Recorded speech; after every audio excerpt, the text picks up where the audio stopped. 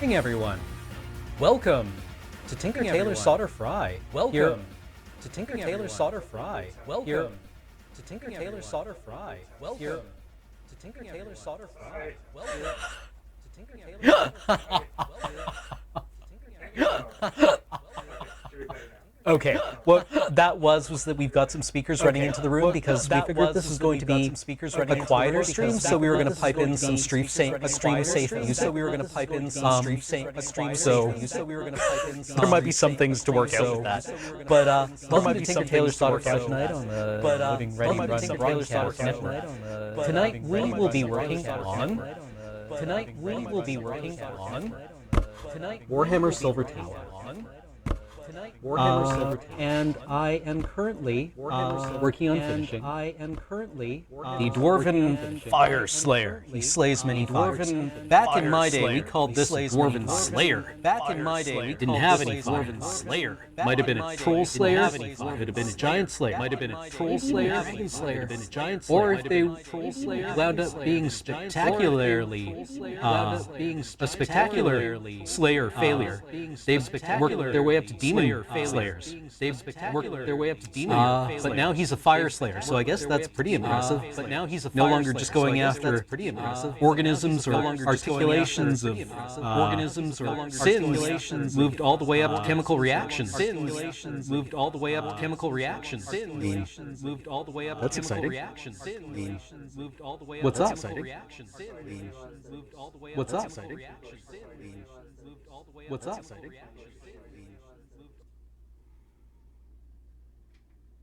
Sorry about that, everyone. Okay. I wasn't hearing the audio thing for some reason. Okay, we should be good now. Okay. Okay. Best laid plans and all that. Okay, so tonight we're painting Warhammer Silver Tower figures. I'm going to be finishing the Dwarven Slayer figure. And okay. For some reason, it was playing on the stream, but not in my headphones. I don't know why. I'm sorry. Oh, don't worry about it, Paul. All right. All right, chat, get it all out.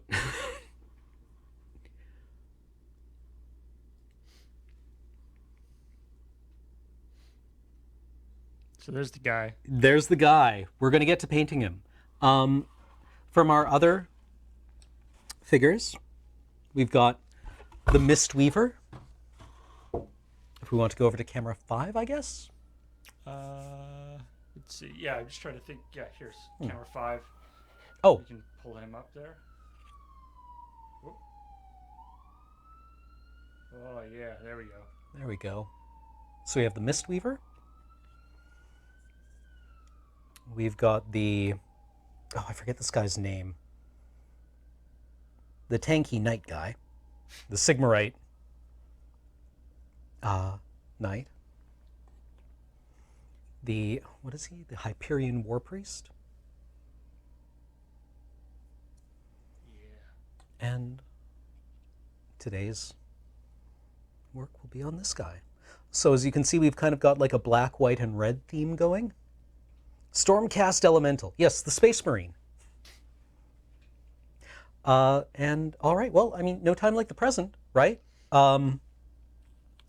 So let's get to working. What do we want to work on next? We've painted, done a base coat of his skin. And I think what I want to do is actually finish painting all of his flesh so that we can get to work on other things. And we're going to try to make this look like... I want this guy to look like he smells like beef jerky. Ideally. Like, this guy should look like he is made out of whatever's left over after you reupholster a leather couch. Mm. Right? Like, sewn together out of a tarp. I'm just thinking about, like, a few years ago, I went on vacation in Hawaii, and there's a certain kind of guy, like older guy, who's just basically like live their life on the beach. Like, I'm retired, and I'm just gonna live my life on the beach here. Mm-hmm. And just looks like a walnut. That's really vivid. Yeah, and it's just like, yep. I will never put a shirt on for the rest of my life. I'm done. I wore a collared shirt for 40 years in my job. Yeah, that was a sucker's game. Yeah. No sir, saying no sir to the corporate life. So what we're doing is we're mixing a little Vallejo Game Color Pale Flesh with a little Vallejo Color Dwarf Skin to create kind of an intermediate tone here, since we base coated him with Dwarf Flesh. I mean, that makes sense. Yeah, I mean, it was right there on the bottle. And then we're just going to get into it. We're going to apply this somewhat generously, trying to figure out where dwarves would have like tendons and kind of muscle definition. But it's not super important right now, since this is kind of like a mid-tone. Is it just the top of my head? No? Okay. So it's just the highlights are are where you would really get into that. Yeah, I think we would wait for the highlights to really, really get into it. This guy is also interesting because he has dwarven runes hammered into his flesh. I think we established last time that these are actually like forged gold runes that have been like attached to him. Which, that's pretty hardcore, I guess. This guy's tough. Yeah. I'm wondering if, since he's barefoot, if his feet should just look like he walks through absolutely anything. I don't know. What does anyone know what the ground is like in the Age of Sigmar? I'm assuming it's 100% skulls out there. Now, yeah. It's just every pretense the Warhammer Fantasy Universe has had is gone with the Age of Sigmar.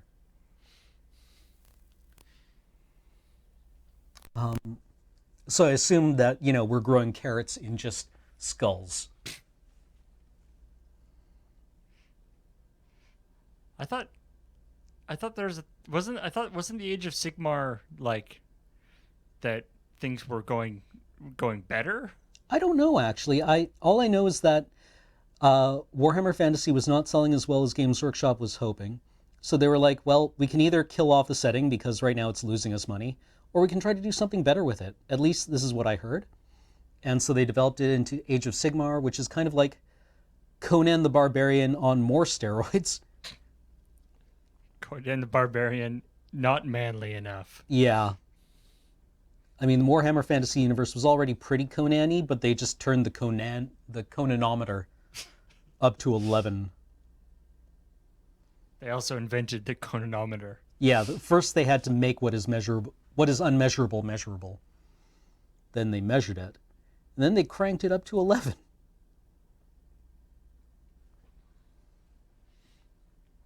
So I would invite you in chat to paint along if you are working on anything right now.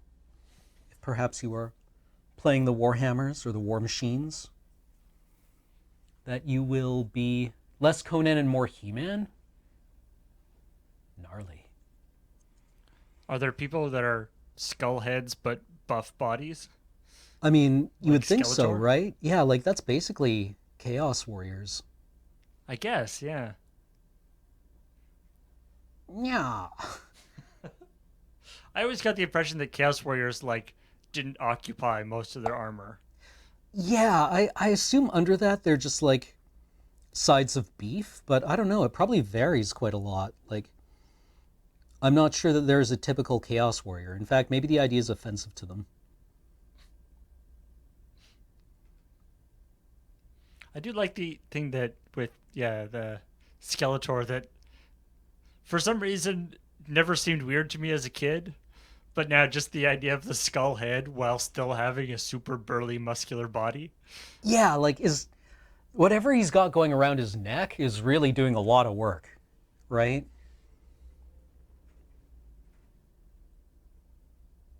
That whole head body divide that's kind of concealed from us as viewers is really pulling its weight.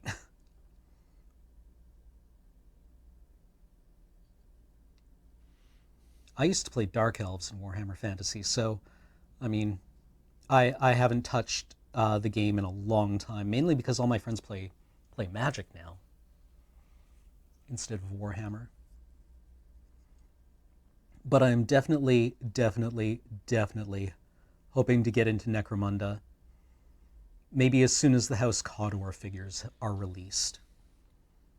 I know that some concept art has come out for them, but Cawdor, or maybe Chaos Cultists. I know Chaos Cult rules are out, but they still use the the miniatures from like last edition's box set, I think.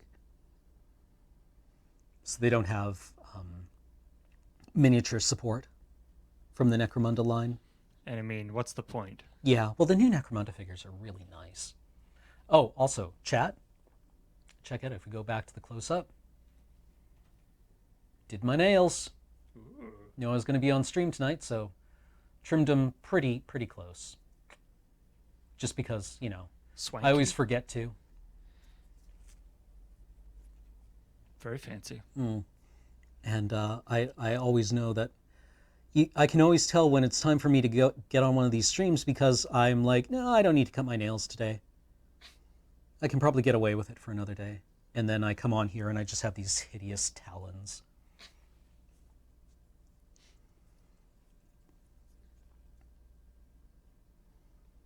You can just say that it's like a part of it's necessary for proper painting. It's a strategy that yeah, the top tier, the elite painters of the world use. Yeah. Is having you just hold the brush with your fingernails. Yeah. You use it as miniature palettes.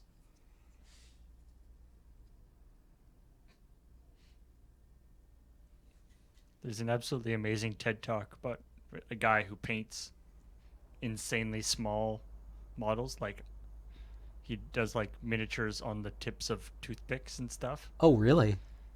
And he was talking about painting it and in order to get a brush small enough to paint properly. It's a wonderful TED Talk because he's this wonderful sort of older, very soft-spoken guy, and he's talking about trying to find a brush that's small enough, and he got a dead fly and tried to get a hair off the top of a fly. Oh, wow. And he ended up actually using a hair from his own face, just like one of his little one of the little just pre beard hairs.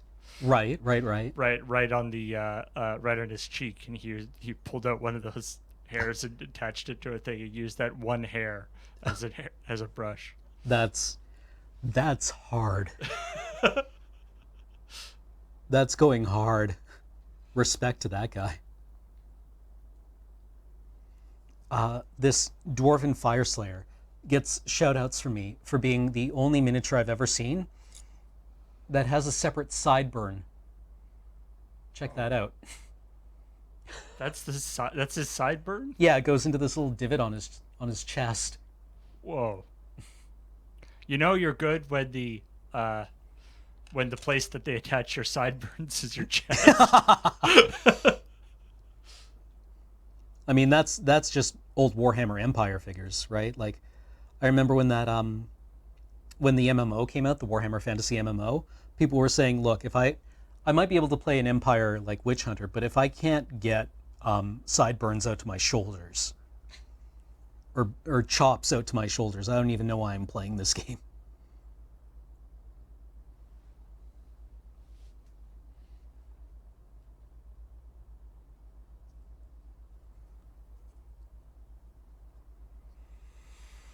This guy actually reminds me a little bit of the style of dwarf that Beige was playing in the campaign we were doing. Oh yeah. The Cholts. Bonton.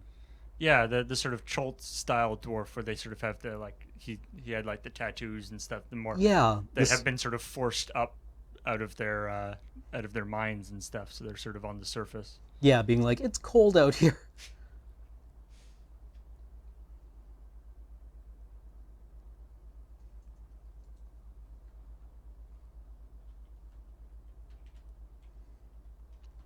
So I've heard Age of Sigmar is actually a totally fine game. It's just kind of pointedly not Warhammer Fantasy Battles. Right. There's always that thing where it's like when you change something like that in order to find a different audience, is that the people who already were playing it are annoyed because it's changed. Mm-hmm. And it's hard, and people who played it and stopped because they didn't like it are not that inclined to come back and try it again. Yeah. So going through that transition can be tough. Be like, no, it's different now. Yeah, it's good. Trust us. I mean, I probably should go and have a look at it. But going into the Games Workshop store is hard because they sell you real hard on things. It really feels like it's difficult to have an honest conversation with Games Workshop employees about things because they go for the hard sell, or at least they used to.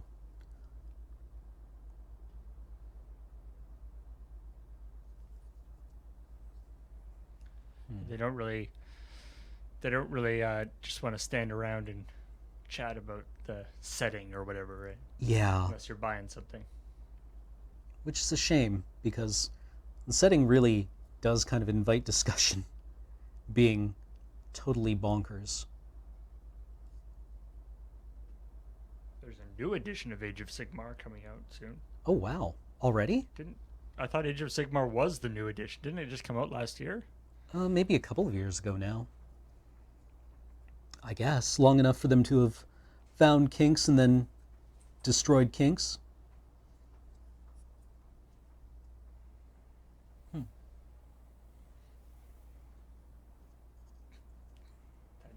More figures to paint. I don't think that's going to be a big problem. Yeah, no, we've got mountains of figures to paint here. Okay, so that layer is done. That's now the mid-tones on his... Yeah. Side. Now we're going to add more pale flesh to our mixture.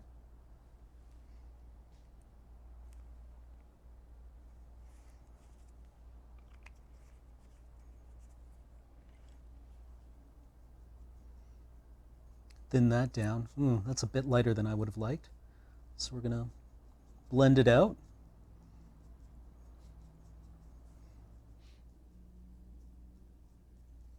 Probably doing horrible things to this brush, but it's tough. Thinning our paints down. Thin your paints, etc. I understand that's a meme. Something about mixing paints in particular is very, very Bob Ross-ish. Mm-hmm. Bob Ross-esque. I aspire to that level of just calm and acceptance. I wonder how he would do a model painting. He's more of a big picture kind of guy. Yeah. He's got like that big 1-inch brush and he uses like knives and... Yeah. You know, he... Bob Ross, like, just painting a big, like, Warhammer fantasy mural would be pretty amazing, though. Yeah.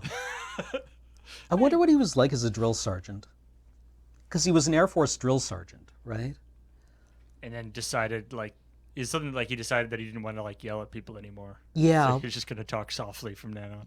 Well, it's like this Borges short story talking about how, like, you know, after he retired from writing plays, Shakespeare went and, you know, got married and moved back to the country and didn't write anything else pretty for the rest of his life. Right? Like you can go and read his last will and testament and it's completely devoid of any kind of attempt at florid language, right? You can read any of the other documents that he wrote and they're just like 100% businesslike. So I wonder if it's a similar mode of just abandoning the person that you were.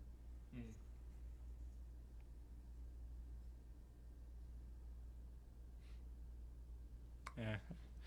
Everyone would be like asking you to, you know, make up words for them and write their like wedding invitations and stuff. Yeah, and you'd just be like, no, I'm done.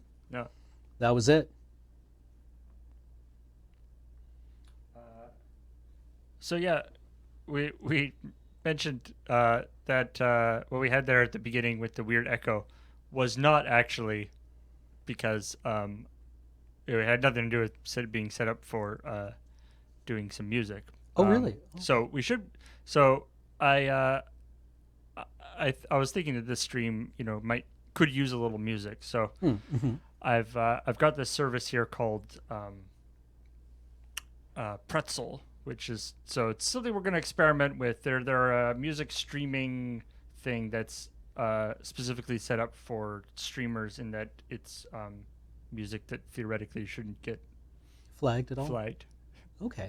Welcome to music that won't get flagged.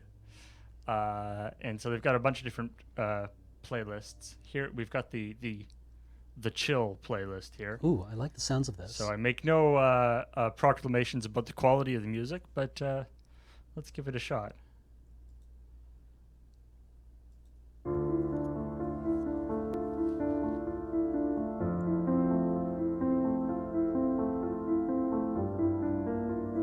Definitely an upgrade so far from the music that I listened to when I used to paint miniatures with friends back home in Prince George, which was whatever American or Swedish metal band the people I played with were into that week. I mean, there might be a Swedish metal band playlist.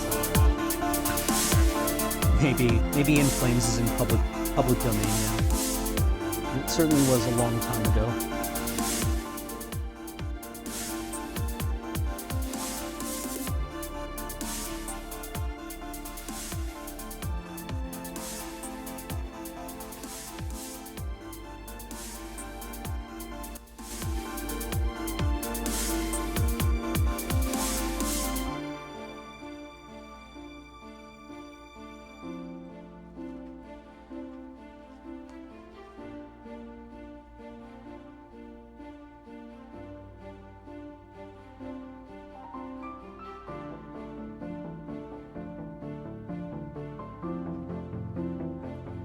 Is that better for levels in comparison to our sound?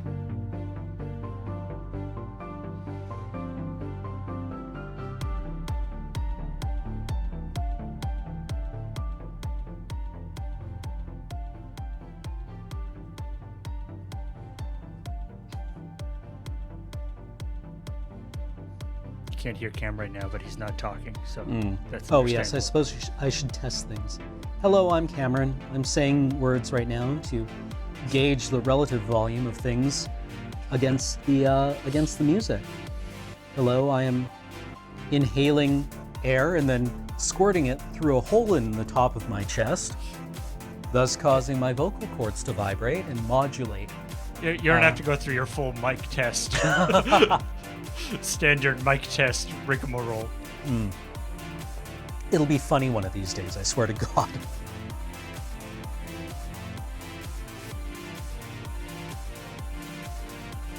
I enjoy this so far. This will do nicely.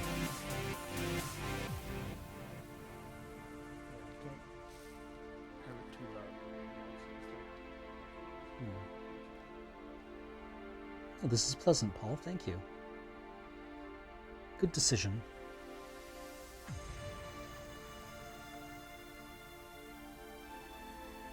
So, who out there in chat is working on miniatures right now?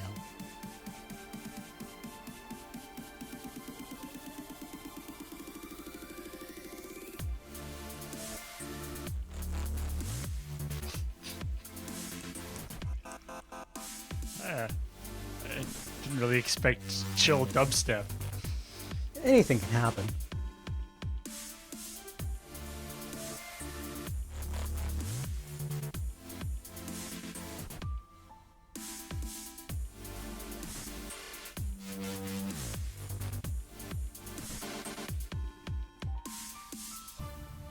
Rising Sun? Old Metal Carnosaur. Oh, wow. I remember that miniature. Didn't that need like 14 kilometers worth of paper clips to pin together so it didn't disintegrate? I remember it being very heavy. Okay, that is that layer. So let's continue lightening things up here. A little more pale flesh into the mixture.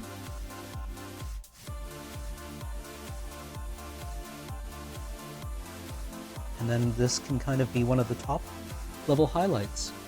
Really what we're looking at here is kind of like this thigh muscle.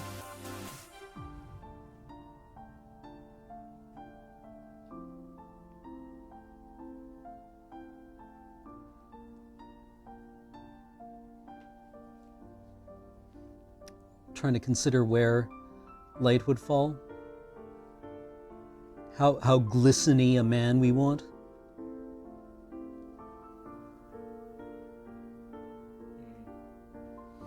Right. Did he oil up right before this painting? I don't know. A picture? Sculpture that was made of him? I don't know quite what the system is. Yeah. I imagine dwarves are just kind of sweaty people naturally. Or I don't know, maybe that's wrong of me to presume. Maybe this guy is just very, like, calm and collected, never sweats, or never lets people see him sweat. He always smells like Lily of the Valley. You know, like dryer sheets. Gives good hugs. It's like being hugged by a leather couch. Yeah.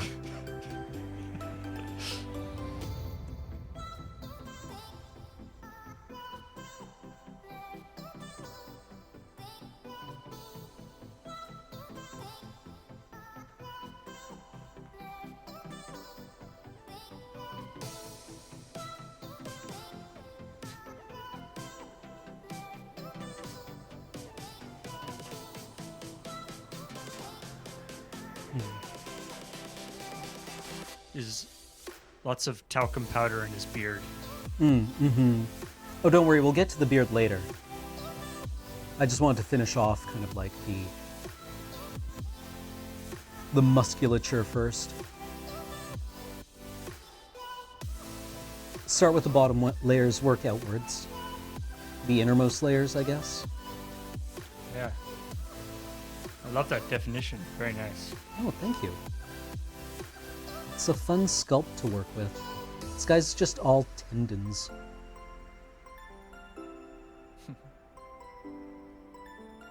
Apparently that's the thing that some like bodybuilders and things have been accused of, is like, using various like tanning and various enhancements to basically be like painting on. Oh, really? Well, or giving like definition. Extremely emphasizing their various muscles and things by doing essentially what you're doing, but on a larger scale. Hilarious. I mean, I guess if there's no rules against it, somebody will try something. I feel like there are probably rules against it, but... Probably. I mean, but only because somebody tried it once. That's true. Right? Like, if you were running a bodybuilding competition, your rules would probably be like, they have to be your muscles, I guess. Yeah. Right? Like... Yeah, sorry, we didn't just... We assumed that people would just paint a really buff guy on their front, but... Yeah, I guess this is the kind of thing that we now have to say is not allowed, so good work. Everyone thank Eugene for Rule 7, subsection B.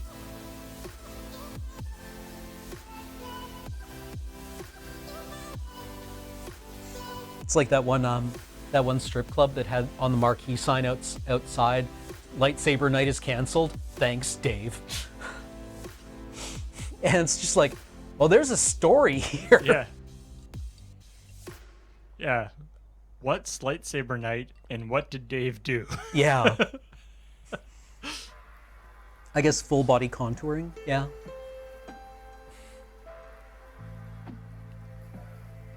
Oh, I have done object source lighting, Uncle Gangster. It's usually something I do in 40K models when I'm doing like, if somebody carries a plasma gun, right? Because they've got those wonderful, like, glowing coils. Ooh. So I've done a lot of object source lighting. It was something I was considering doing with the Mistweaver, but I think it works a lot better in armies where there's an established color scheme. And that way it adds contrast. But if I were to do it here, I'm concerned that it would look like that was just how the figure was dressed, Right. Yeah. because there isn't like a neighboring figure in similar clothing to tell you that that's what it's supposed to look like. Yeah, that makes sense. But I have done it before, and it does look cool. It's very dramatic.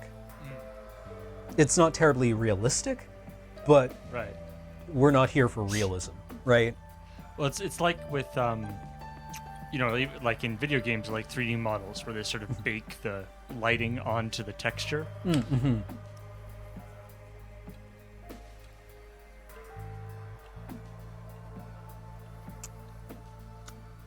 I think I'm gonna need a new white at some point.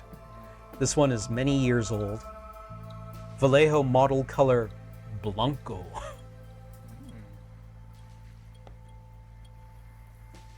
Is it not?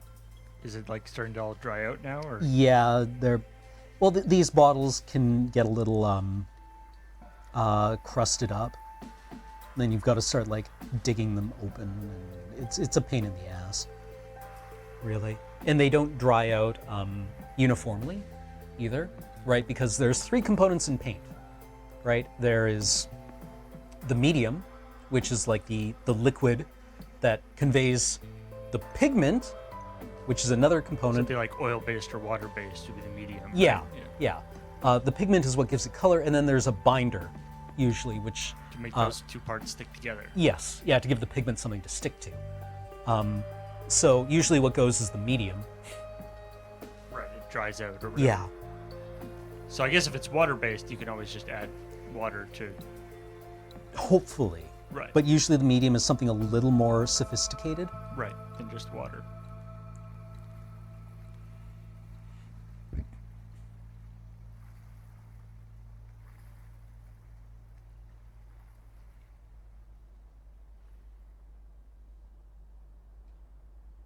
Okay.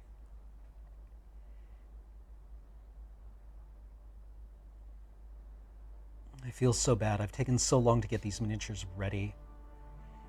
We bought this set like 2 years ago, and I've just taken so long to get it done.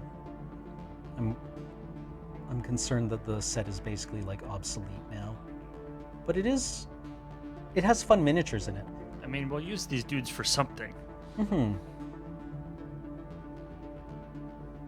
Also, So I've just put a little white into the flesh tone to pick out like specific highlights. those calves, yo. Yeah. So I like that we're just listening to this big music database, and we're still on Big Giant Circles. Perfect. I guess they have good taste. Yeah, I guess so. I endorse this station.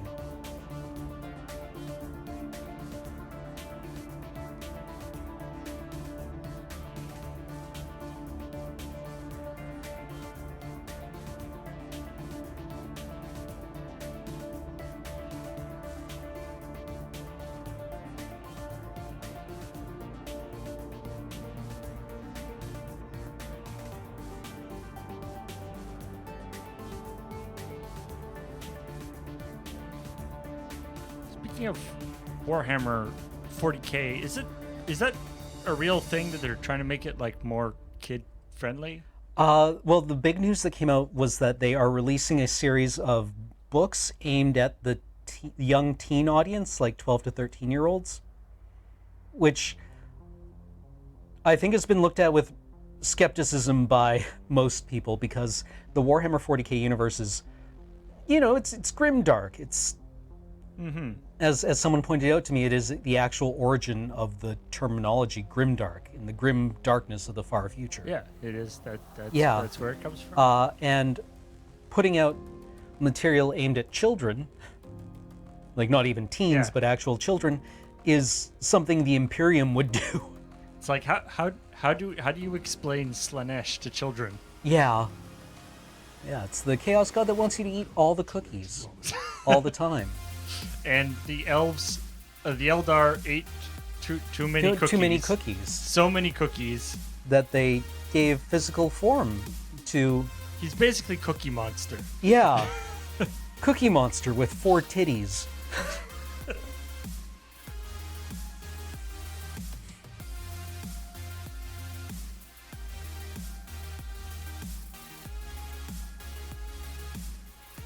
Well, kids, the first step to understanding Warhammer 40k is that in the 1980s, there was this person named Margaret Thatcher. Buckle up, children. All children's stories should begin by explaining Margaret Thatcher. Yeah. I mean, Warhammer kind of pointedly does not have good guys, right? Although that is kind of a thread that Games Workshop has also lost.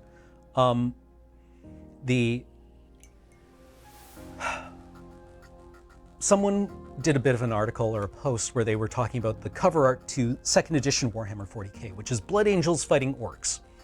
And the artwork is very clear about making the Blood Angels look at least as foolish as the orcs do, right? Like they're engaged in this last stand and surrounded by orcs, and your reaction isn't, oh, the Blood Angels look heroic, it's, I want to see these guys kill each other, this looks sweet. Right, yeah. And now the new Blood Angels book has like, you know, an assault marine diving down in this like big like action pose. And you're like, oh, this guy looks awesome. And no, he's not. He's not awesome. You should not look up to these people at all. Right? So That's it. That's actually an interesting idea. Something that sort of exemplifies the grim darkness aspect of 40k is that us as viewers, as enjoyers of the product, don't actually like. We don't really mind if, like, say, you know, the Tyranids destroy huge planets worth of people, or like the Necrons destroy half the galaxy. Yeah. Like, we just like fun stuff to happen, but you don't really have any particular vested goal. Yeah, well, and like I'm not convinced a miniature game is really the interest or the best medium for tackling, politics either. I mean, it will always have politics because it's got a story, and if you have a story, you have a theme, and your politics are kind of baked into your theme. But I'm not sure it's really got the depth to tackle a lot of it. And if it did, I'm not sure Games Workshop has done a great job of addressing that. Like maybe we could have stories where it's like, well, what is it like to raise children in this environment? That would be interesting, right?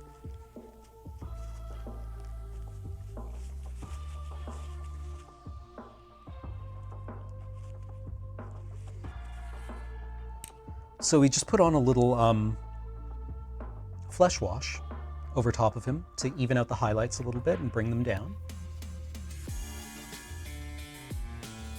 But otherwise, I think that looks okay. That looks serviceable.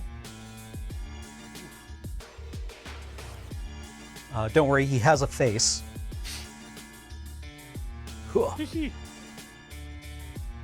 I love that his face is like attached to his beard. I mean, I guess we have had children in Warhammer 40k. They were called Imperial Guard White Shields. They were part of the old rogue traitor Imperial Guard Codex. And they were called White Shields because they hadn't earned their regimental badges yet. So their emblems were blank.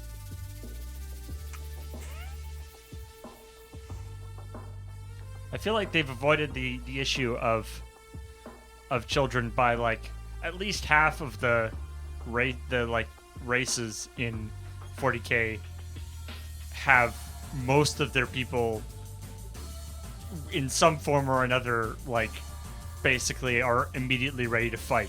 Yeah. Like orcs and... Orcs come out of the ground able to, like, assemble a shoota. Right? Yeah. And,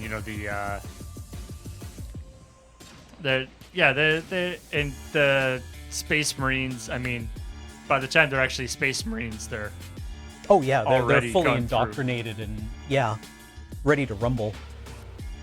Right? The Space Marines kind of borrow heavily from Dune's Sardaukar. right? Where they come from like typically hideous, inhospitable worlds that humans have nevertheless been able to survive on. And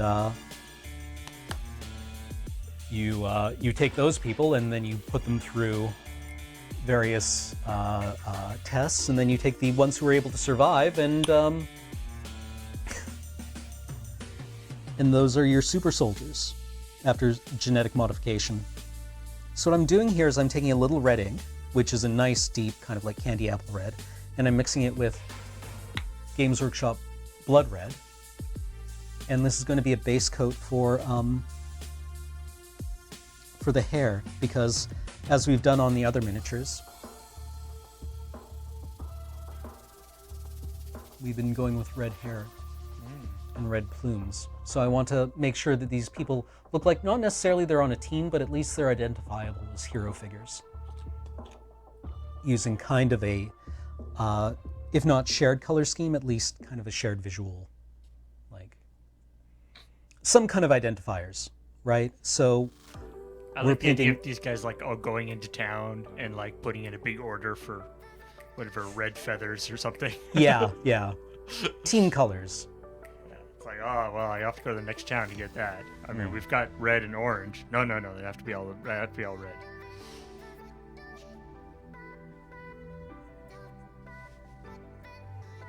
Which is fine because Dwarven Slayers always had like enormous orange mohawks and beards. That was how they identified themselves. Well, this guy's a fire slayer. So. Yeah. So is that like fighting dragons and stuff? I'm not actually sure what their lore is. The dwarf book for Warhammer, or for Age of Sigmar, came out a little while ago. I think it's not even that old. But they're called something else now, because Games Workshop realized they couldn't trademark one of those things, dwarf. Oh, really? Yeah. So like Warhammer dwarves. I mean, they're functionally still dwarfs, but they're called like something specific to Warhammer now. They have their own word for themselves. It's the same way that the Imperial Guard in Warhammer 40k are called the Astra Militarum now. Space Army. But that's what the book is called. And that's what appears on all the box sets, but internally and inside all the books, they're like the Astra Militarum or Imperial Guard. Right, because they couldn't trademark that. So they couldn't, sue people who were like Imperial Guard figures, selling Imperial Guard figures. I love the Warhammer like terrible Latin. Yes, yeah, they're Pigeon Latin.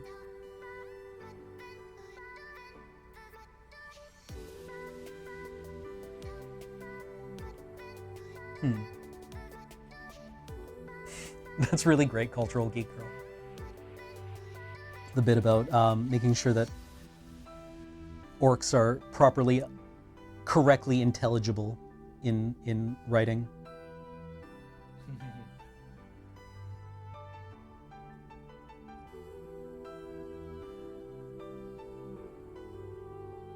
Is it Warhammer that started the thing of orcs being kind of like football hooligans? Well, having this sort of like Cockney accent, kind of. Yeah. That's 100% Games Workshop.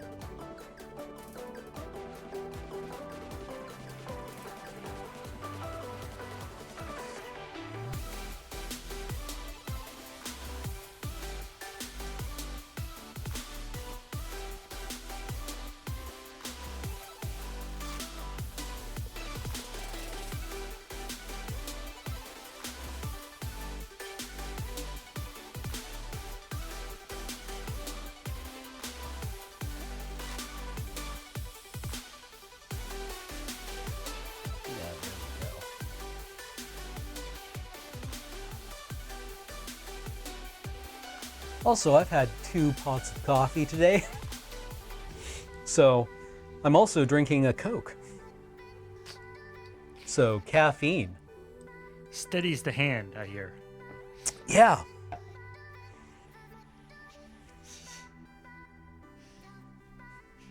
We're fine. Steady as a rock. Too bad that's not your painting hand. Not my painting hand. Too bad I shoot, that's from Blazing Saddles, right? Yeah. Eugene Wilder's character? Yeah. Gene. Gene Wilder. Gene Wilder. I was thinking of Eugene Levy for some reason.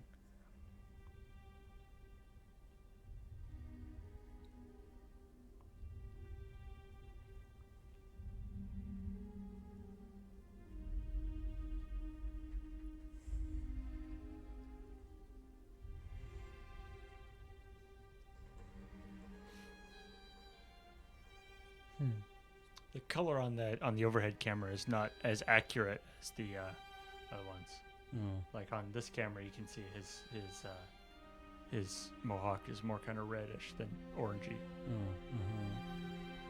I think this is just going to be the base color, and we'll probably bring it up a bit more through orange than the rest of them, just so that it's a bit truer to the Dwarven Slayer heritage. But we do want to keep that kind of dark red base tone.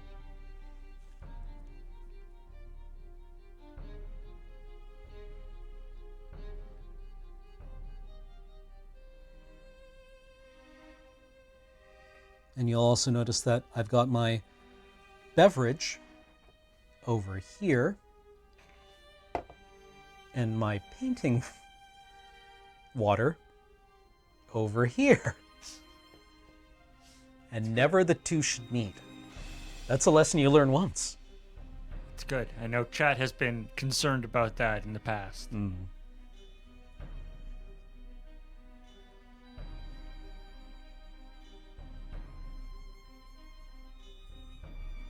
I've only had that happen once. It was recently too, actually. Usually I'm pretty good about it.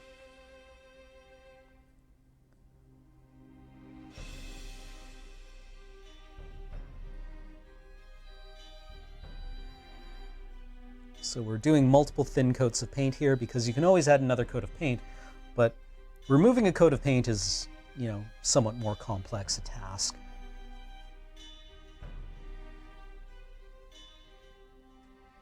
Or at least somewhat more final a task. Every layer of paint will obscure some amount of detail, but if they're thin, you can minimize it.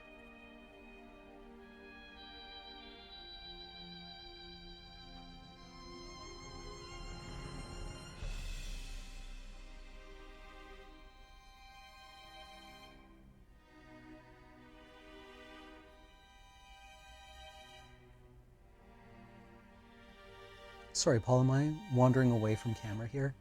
No, you're okay on that one. Okay. You're a little high for the other camera, but that's okay. Let's switch back and forth. I'll try to have good camera discipline here.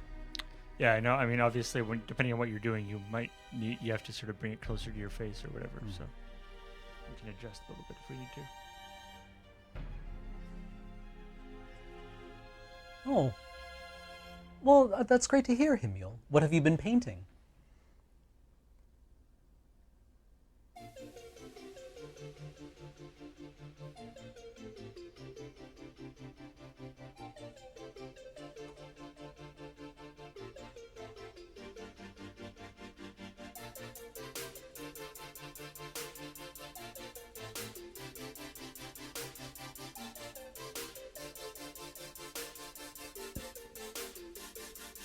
So we're just painting the beard now, which again is going to be, goodbye, going to be dyed red. So his real beard matches his mohawk. Yeah. On the top of his hat. I mean, I'm assuming that's a helmet with mohawk space. Really.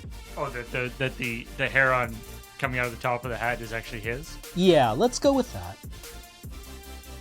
Dwarves are supposed to, at least in the old Warhammer fantasy lore, I don't know what it is in Age of Sigmar, but the idea with a Slayer was they were dwarves who had, through some act, or had committed a dishonorable act, and had kind of ultimately lost face in their community. Like, terminally lost face, really. They gave up all their worldly possessions, did this to their hair, and set off into the world to seek a redemptive death at the hands of dangerous monsters. And so they started off as troll slayers. But if they failed to die fighting trolls, they eventually leveled up into giant slayers. And if they were such a colossal failure as dwarves that they couldn't die fighting giants, they eventually became dragon slayers. And if their failure continued to compound, they became demon slayers, and hopefully, somewhere up in the Chaos Wastes, they were able to find a demon that was able to kill them. I don't know if that's still true. People are saying Fire Slayer is a version of a Slayer. Think a Slayer, but more mercenary. I mean, all right, yeah. Like, if you are without honor, then yeah, dwarves probably seek out work as mercenaries, right? Like, that makes sense. Sort of the Dwarven, Ronin thing. Yeah, the Ronin thing. It's dwarves. They really have that, like, you know, that whole like failing upwards thing.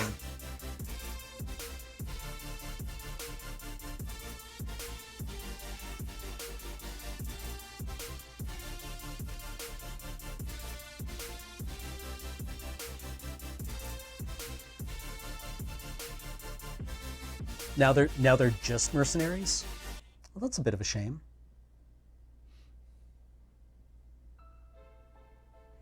I thought the Slayer lore was quite good. Is there continuity between the World of Warhammer, or Fantasy Warhammer, and the Age of Sigmar? Like, is it the same world, just now completely consumed by, you know, chaos? Or were they like, no, different place, totally different thing? Like, is Gotrek still alive? And Gotrek was kind of like the story-centered Dwarven Slayer.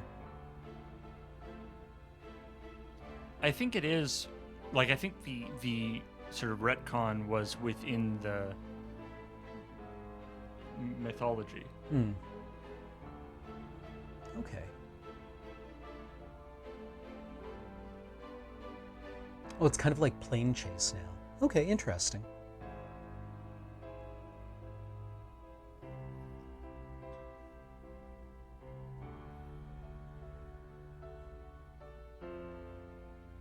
Could you imagine how mad Gotrek would be if he finally was able to die and somebody revived him?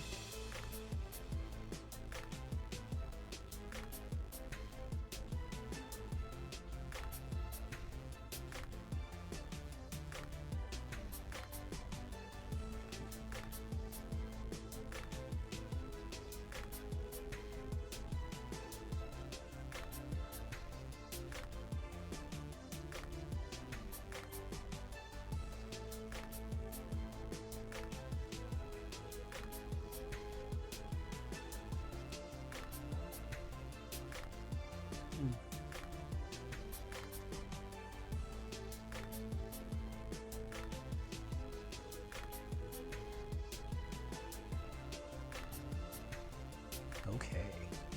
Well, this is coming together then.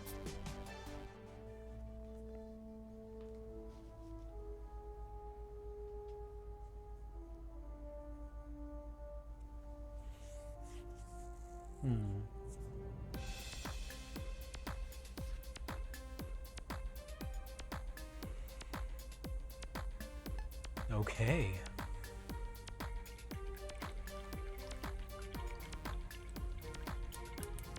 Yeah, I guess retcon isn't the right word, but it's sort of like what they did with when they with 4th edition D&D, where it was like a whole new set of stuff but it still sort of happened within the world. Yeah, they just had they basically had the the standard, the DC style, like Crisis on Infinite Earths. But yeah, like when I was writing Murder on the Semelo Plateau, I realized I was real far behind on D&D lore, like especially Forgotten Realms lore. I'd just been completely left in the dust by it, right? Like I was like, oh yeah, last time I played Realms, this was going on, and then I read like, wait, oh, slow down there, son. Spell plage? Plague. Spell plague. Oh, okay. Well, what's that? What do you mean 15 years ago? Dead, you say? To shreds, you say? Everyone? Well, what about their god? Dead, you say?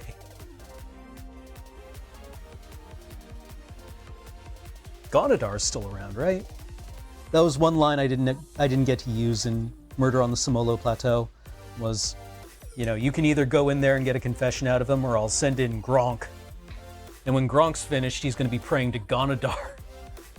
Gonadar is the god of oozes, slimes, and other things that don't have any bones. Nice. It's insult that needs like a translator's note. Mm-hmm.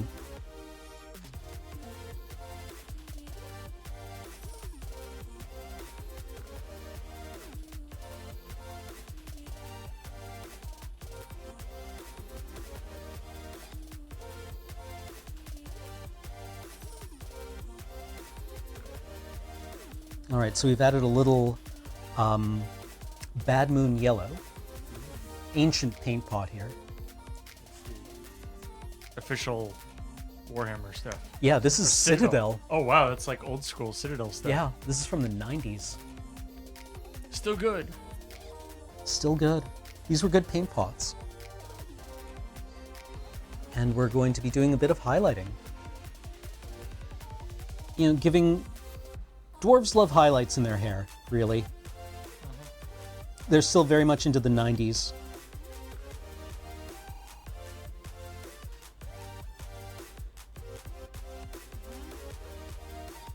Unfortunately, yellow is a bit transparent of a color, or at least was in these days. I'm given to understand that maybe yellow paint technology has come far in their intervening years, so we're just giving this a very generous layer of yellow.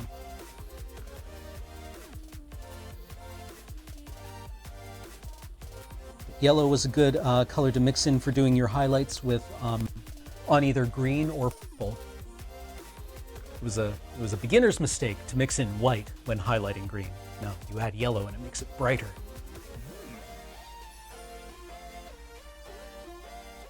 Secrets. Mm-hmm. I don't know if that still holds or not.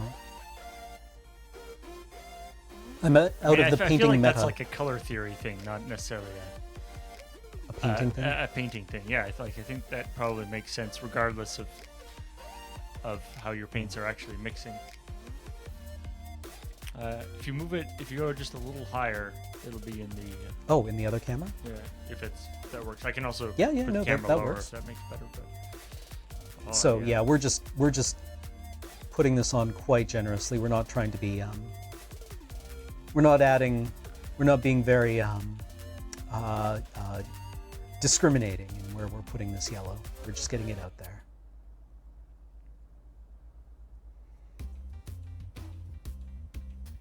When we're done giving him blonde highlights, he's going to look like he's never really moved on from high school.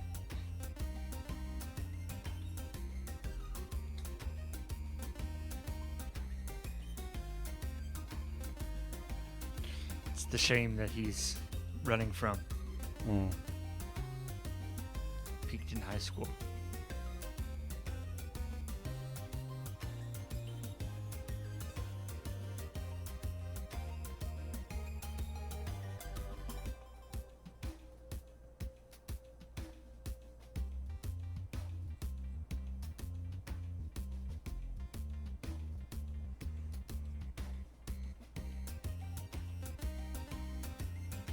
Oh, hey, Chip Cell. I like her music.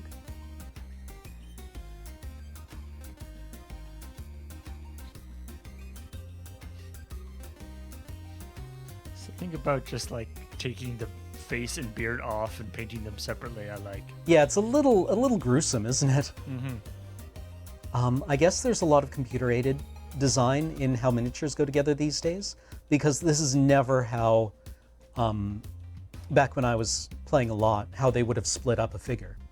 Yeah, it's very impressive how sophisticated the mold is now. Mm-hmm. Because before, it would have been very kind of intuitive how a figure was split up on a sprue, right, into various components so you could assemble it at home. You would have legs, and then you would have a torso. Right, and then you would have a right. head that you would put on top, and then give it arms. But now, like, these figures are split up, I'm assuming along computer-aided planes. Yeah, that's an interesting idea. Yeah, that it's like when they remove the human sort of sculptor aspect of it, and naturally a person would split it on logical things, whereas those are not necessarily the best. The most optimal. From I don't know what they're optimizing. I guess it's a combination of Like looking for where there's no overhang, right? Because a mold has to come out clean, right? There cannot be any recesses or occlusions inside a mold, because otherwise the part can't come out. Right. Yeah.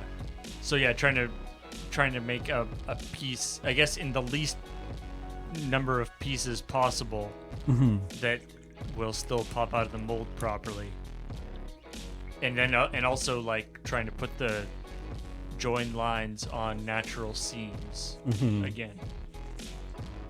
It's probably quite a sophisticated piece of software to set that up. It must be.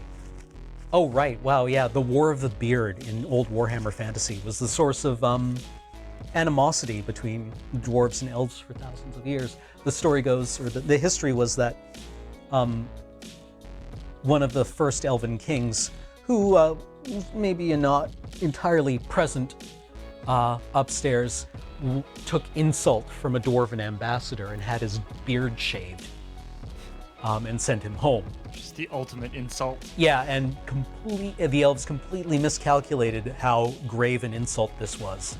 And decades of war followed.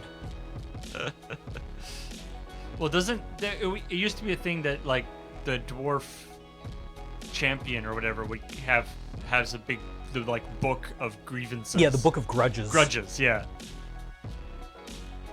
That everything that has ever been done to the dwarves is carefully recorded.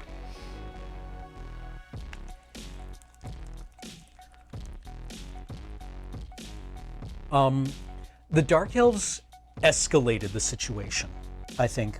They didn't incite the initial insult, but they certainly they staged raids and things on the dwarves that the dwarves were like, they made it impossible for cooler heads to prevail, I think was the backstory, and instigated this enormous war between the Dark Elves, or the High Elves and the dwarves. Right, I guess if you're mad at elves, the fact that it was Dark Elves attacking you as opposed to High Elves was probably a subtlety that is somewhat lost on you. Yeah, exactly. Oh, you mean there's a renegade faction of evil-worshipping elves that are out there doing things that advance your cause? Well, that sounds like a you problem that's become a me problem, which is a you problem.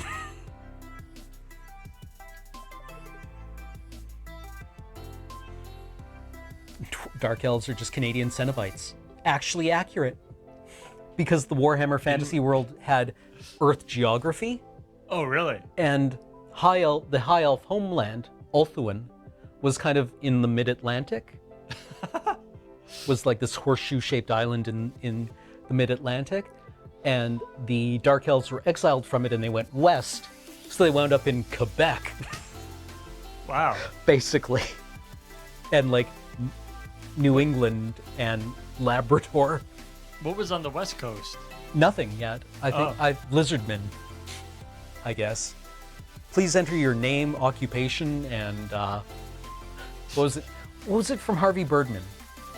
Name, occupation, and something else for the record. And the guy was like, Lizardman, and Lizardman.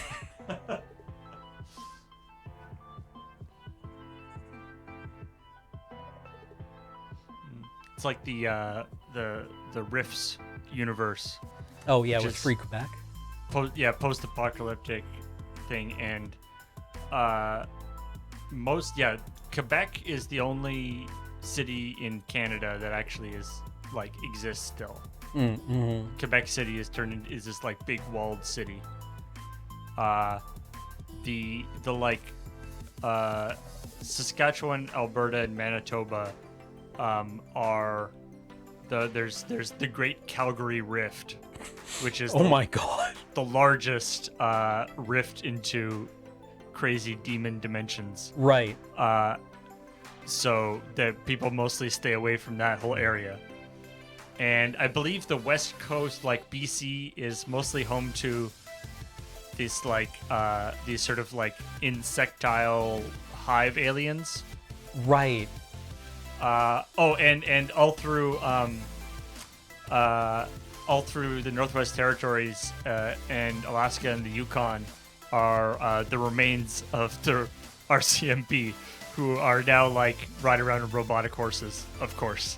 Yikes. Yikes. That's gonna be a big ol' yikes for me, dog. I feel like somebody on the Rifts, like design team or whatever, like took a trip to around this area, because there's some like I believe they mentioned like the Ogopogo. You know what they did do? I believe that they didn't do that and instead opened up a found a pamphlet or maybe a comic book, like visit the Calgary Stampede. Right? Yeah, it's like, yeah. Just like I'm doing research on Canada. We need a bunch of Opens like Canadian Tire catalog. place. Yeah, we just need a bunch of place names from Canada.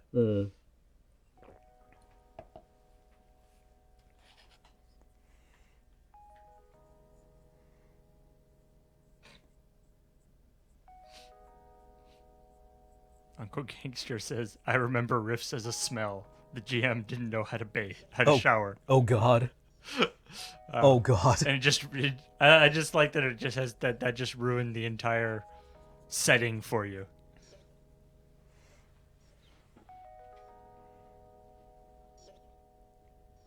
I mean, I played Rifts once with a GM who was like, no, Rifts is a good setting and I'm going to prove it to you. I'm going to run Rifts for the group and I'm going to show you how it can actually be interesting. And then proceeded to run a Mega Juicer campaign that intersected with, there was a Rifts book, or not a Rifts book. It wasn't from Rifts, but it was one of the compatible game systems books that basically added Cenobites. Nice. Like Hellraiser Cenobites. Right, because it was still the Palladium stuff. Yeah, it was one of the Palladium books. And I forget what it was called. Night something. Night Breed. Sure. Dark Spawn, Dark something. It's one of those ones where there's like two lists of words. Yeah. You just roll on the monster table. Nightbane. Nightbane. Oh, he added Nightbane to it. We all became Nightbane Mega Juicers. And it went downhill from there. Yeah, I don't know if I've ever actually... Like, I have a ton of Rifts source books that I've picked up over the years at, like, various used places. Mm-hmm. I don't know if I've ever played Rifts, but just the mythology and the like, world-building stuff is so crazy that I always am like, I just want to see what's happening. Yeah, let's check in on Rifts. It's Ooh. In some way, I kind of dig the idea, like, rather than reading like a, whatever, 10-volume, like, epic fantasy series, right? Mm-hmm. This is just the world-building stuff without any actual, like, plot. Right. It's like, I don't really care about whoever's going off and doing his thing. Yeah, skip the flavor text, Dave. This is just, like, what the world is like, and it's just so crazy. For the people in chat who are asking, a Mega Juicer were they like, they were humans who were enhanced with all these kind of like super drugs and serums to become unstoppable warriors, but then their lifespan was shortened to something like 2 or 3 years. Yeah, well, right? there were juicers, which were just, basically like Bane or whatever, right? They're just, super soldier kind of thing. And then Mega Juicers were just that, but that more. plus one. Yeah. Yeah, when Juicers could no longer keep up in the meta of the game. Right. Yeah. Well, that was the thing. It's like, the power level was so ridiculously overpowered that the game was they invented a new like they had to change the units for damage. Yeah, well, they had MDC. Yeah, right. They had mega damage. Mega damage, and every 1 point of mega damage was 100 points of regular damage, because the numbers got too unwieldy otherwise. Yeah, but it's like mega. We already have a word for that, right? I mean, mega damage should be 1,000,000 points of regular damage.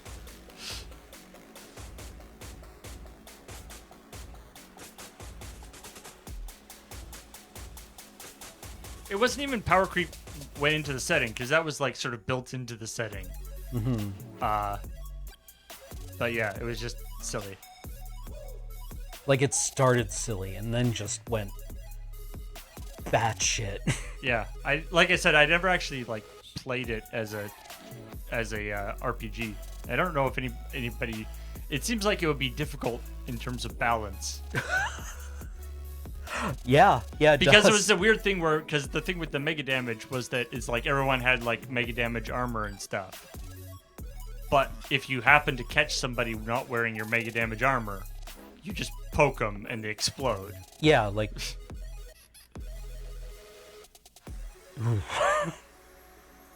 Seems problematic. Like you have like your little dagger that is really crappy against armor, but it still does like 500 points of damage.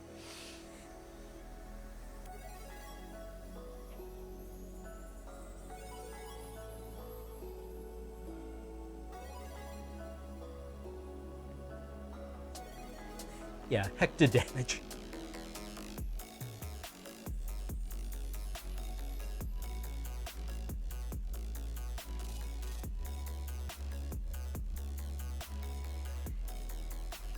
You know, when you have gamers from other settings being like, Rift seems a little overpowered. I'm going to go back to playing my my Elven Blade Dancer, thank you, in a reasonable setting. Yeah. I have a lot of affection for the Palladium setting though. Like I played a lot of the like Teenage Mutant Ninja Turtles. Oh yeah. Heroes Unlimited and that kind of like the sort of more. Wow, yeah, Heroes Unlimited was great. Normal stuff. But you know, I enjoyed those as a kid. Unfortunately, they've kind of fallen on hard times. But my first role-playing setting was Shadowrun. And I was introduced to it by people saying, "Hey, we're down a character in Shadowrun. Do you want to come and be our rigger?" And I was like, "Yeah, sure. What does that mean?" And they were like, "It means you have to read this 300-page rule supplement and show up 4 hours early to play out your part of the Shadowrun." Huh. Do I get to play in the rest of it? Oh no, no. You're the wheelman. You drive us there, and then while we're inside doing the Shadowrun, you wait outside. And I'm like, this game sucks. And you're like, all right, well, I guess let's play. No, you wait outside. Yeah. You actually have to wait outside. Oh. Yeah, that's why they made drones in Shadowrun. This was in 2nd edition.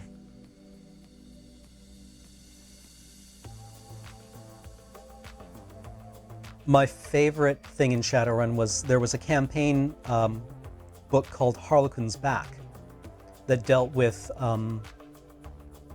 this enormous metaphysical threat to the Shadowrun universe, right? The horrors were returning.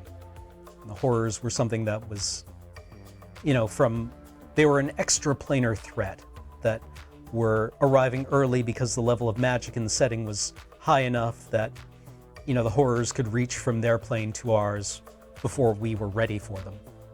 And Harlequin, who was an immortal elf, had returned from self-imposed exile to save the universe, and so he was taking the players on like this metaphysical dream quest to close off the magical portal.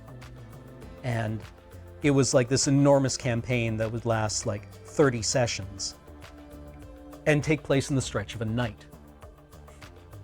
Right? It was like this dream quest that you would go on. And that sounds awesome.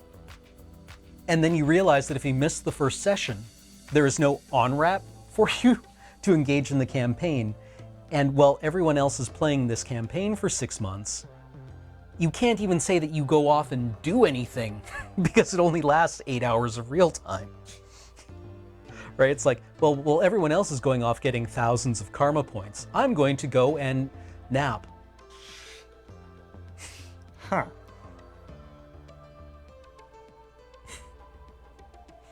It was wild.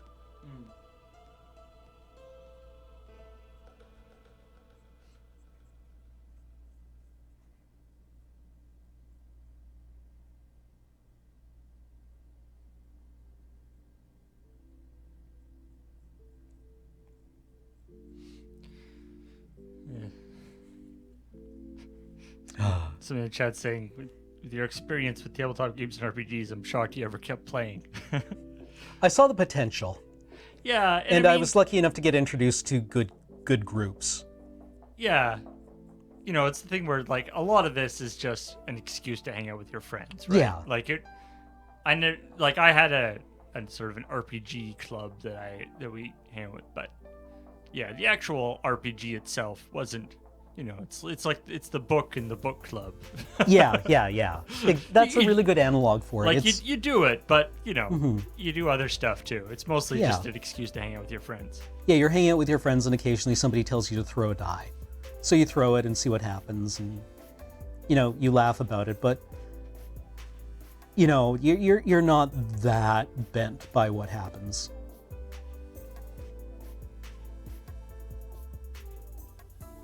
Because at some point it'll be your turn to DM as well.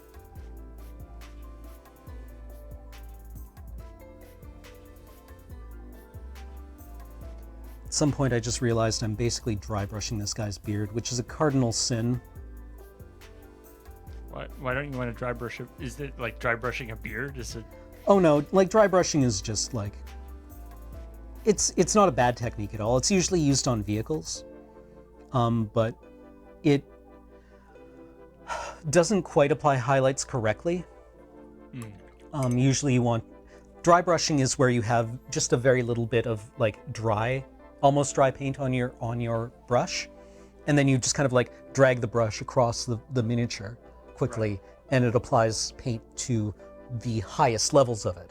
Right. Which are not necessarily the levels that light would catch. Right, so it's sort of a quick way of doing the highlights, but it's not quite right. Yeah.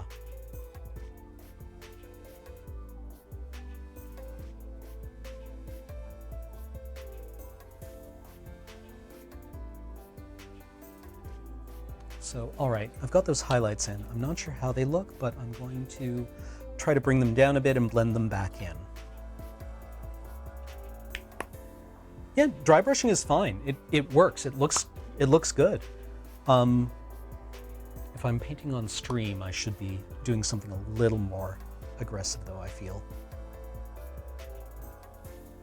Or a little more sophisticated.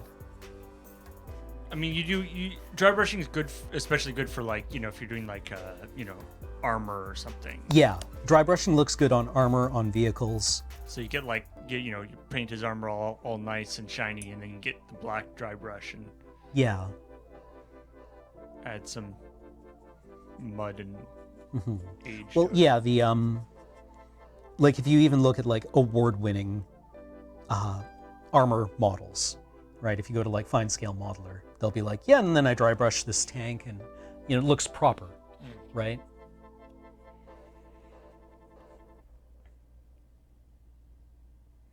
Dry brushing and washing is like du jour for armor kits.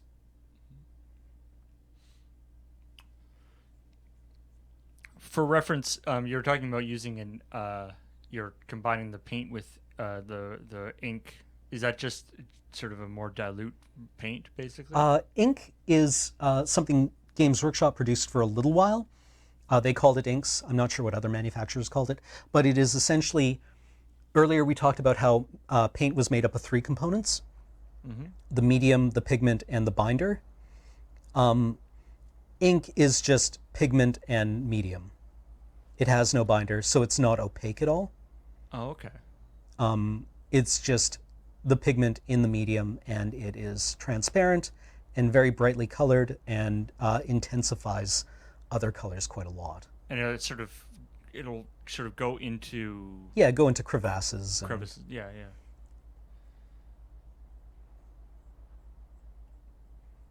It looks nice. Basically, it's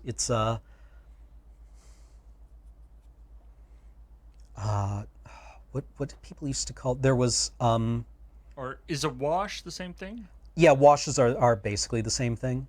From what I understand, I think they've used the term basically interchangeably. There was, what was it, Devlin Mud was one ink color that they produced. I forget what the nickname was in the community, but it was basically something like, instant army, or like,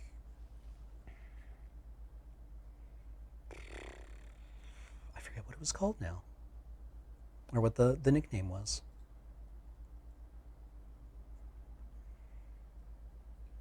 Yeah, make my model look good in a bottle, basically. Talent in a bottle, that was it. Liquid talent. It was just like a brown wash that you put on everything. Yeah, and suddenly it looked great. Made everything look kind of aged. Yeah.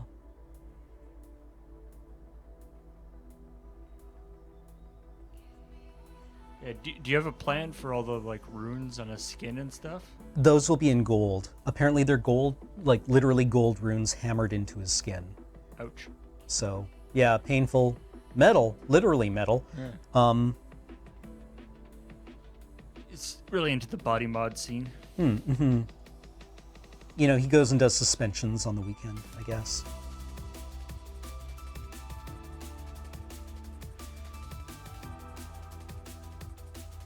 Anybody else remember Techno Viking? Oh yeah.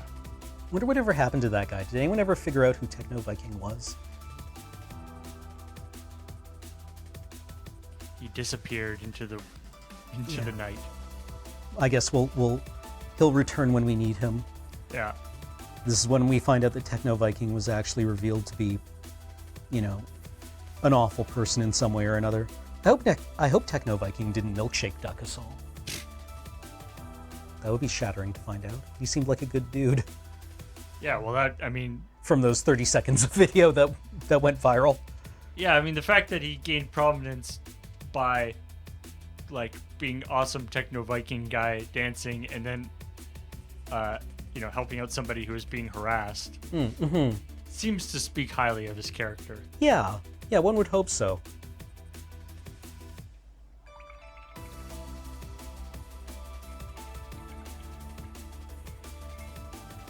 He has sued a lot of people over his image. Really? Oh, Techno Viking is litigious.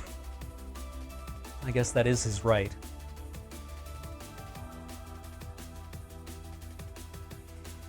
Maybe even his responsibility to preserve the image of Techno Viking. Mm-hmm.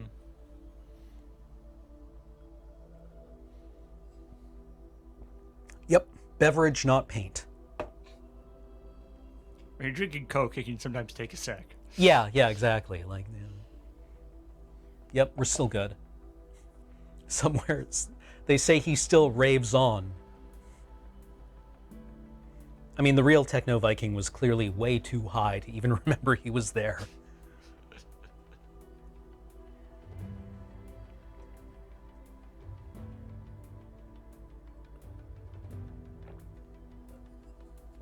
Yeah, drinking paint is probably way healthier than actually drinking Coke.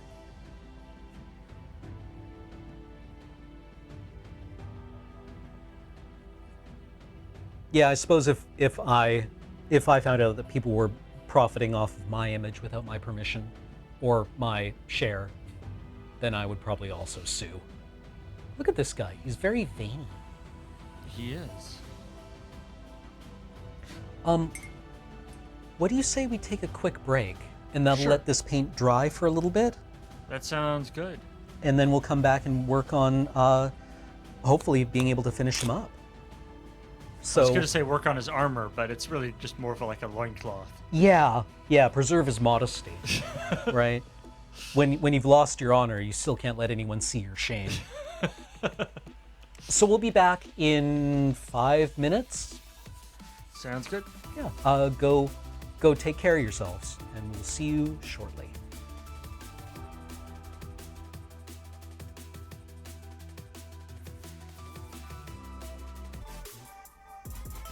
Welcome back to Tinker Tailor Solder Fry here on the Loading Ready Run broadcast network. I'm Cameron, and I'm your host tonight as we are painting Silver Tower figures.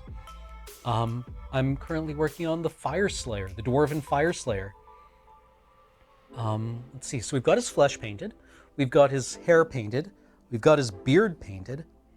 So that means we only have about 50 other elements of this figure to paint. Let's get to it. Shall we work on his axes next, his weapons? I mean, broadly speaking, we should be painting gold, maybe? Maybe we should paint the gold on the figure next.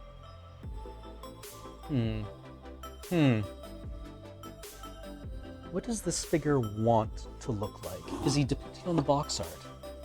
He is.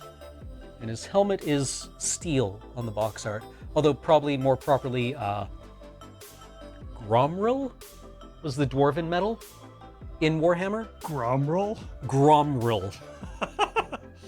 That's metal made out of grom? Apparently. It was, Mithril was the elven stuff. Or not, was it Mithril? Did they have to come up with their own elven metal? I don't know. I mean, Mithril is Tolkien and and D&D and everything else. Gromril is not, though. Yeah, Gromril I think was basically the Warhammer Fantasy equivalent of adamantine in D&D. Right, the sort of tougher, heavier stuff. Yeah. Okay, so Legend drill. Yeah. Yeah, legend drill. Unobtainium. Accurate. Oh wait, we've also forgotten one little bit of hair to paint on him. There's just like this lick of hair that comes out of the front, where right here on the front of his helmet. It's been drawn through the front of his helmet and just kind of hangs down out of like a the top of his helm has a grotesque on it. And that lock of hair hangs down out of the bottom of it as a beard. So Ithilmar, right? Yeah, Blue Magnus Stormcrow. That's right. So he even his helmet has a beard? Yes, even his helmet has a beard.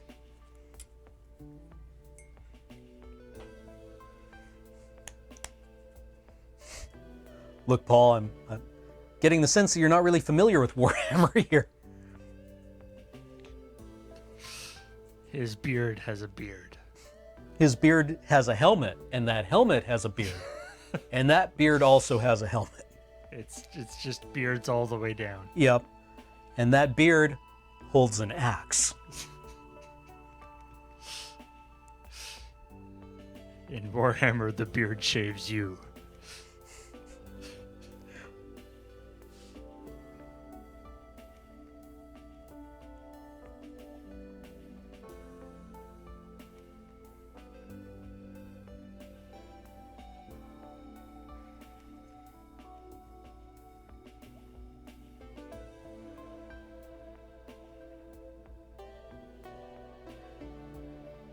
Anyway, so we're giving his helmet an emo forelock. There we go. I like you sort of have the like Achilles problem, right? Where you're like painting the thing, except you have to hold on to one part of it. Yes, while doing so, yeah. Entirely accurate. Okay.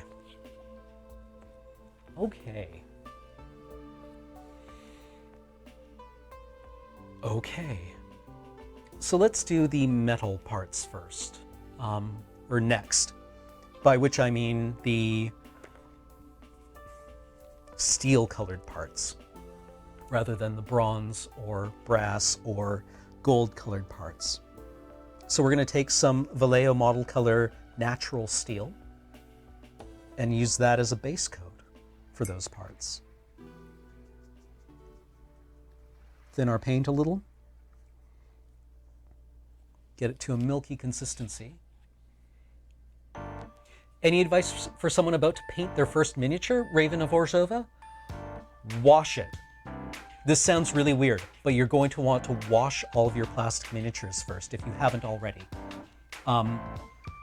Because when plastic comes out of its out of the mold, it doesn't come out easily. So they have to spray the mold with an agent that makes the plastic able to come out of it, and that won't come off. It's like oily. So if you don't wash that off, it means your paints will like bead and flake off the thing. Because it's designed to make things not stick to the plastic. Exactly. Yeah. And that always gets novice painters, is their paints won't stick and it feels bad. So you want to wash your miniatures. Just with water? Just soapy water, like a dish soap. Right. Works perfectly fine. Dry them, prime them, because primer is not really paint. It binds to the plastic and provides a surface on which the paint can attach. Because paint doesn't really want to stick to plastic even without the mold release agent. And then thin your paints, because otherwise your paints will go on very gluey and thick. And thinned paints will go onto a primed miniature. Like the primer will just drink the paint in.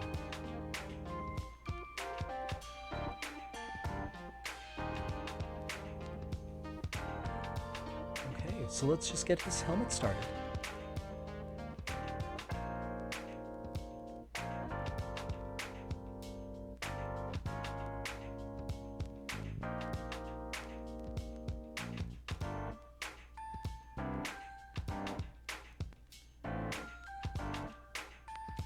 Also, there's some debate as to whether you want to prime your miniatures with black or white primer or something in between. I prefer white primer because it makes colors pop more. Black does a lot of like shadows. It does dark miniatures well, but functionally your paint is going to probably cover up your primer fairly efficiently. Yeah, I This might be a solved problem that no longer really bothers people. when I painted, like I had Chaos Warriors, and I primed them black because then you sort of get all your sort of like cracks in your armor and stuff. Yeah, it takes care of a lot of your shadows for free. Yeah, and then you can, and then it also allows you to sort of, you can go in with the dry brushing and with the silver and stuff, and it tends to give it that little bit more grungier feel.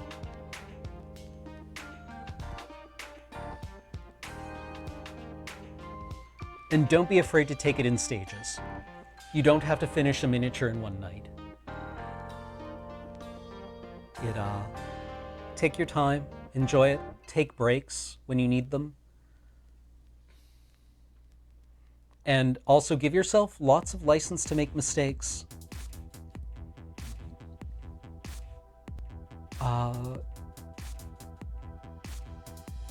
Mistakes I don't really accept in even existing in miniature painting. The only mistake is giving up.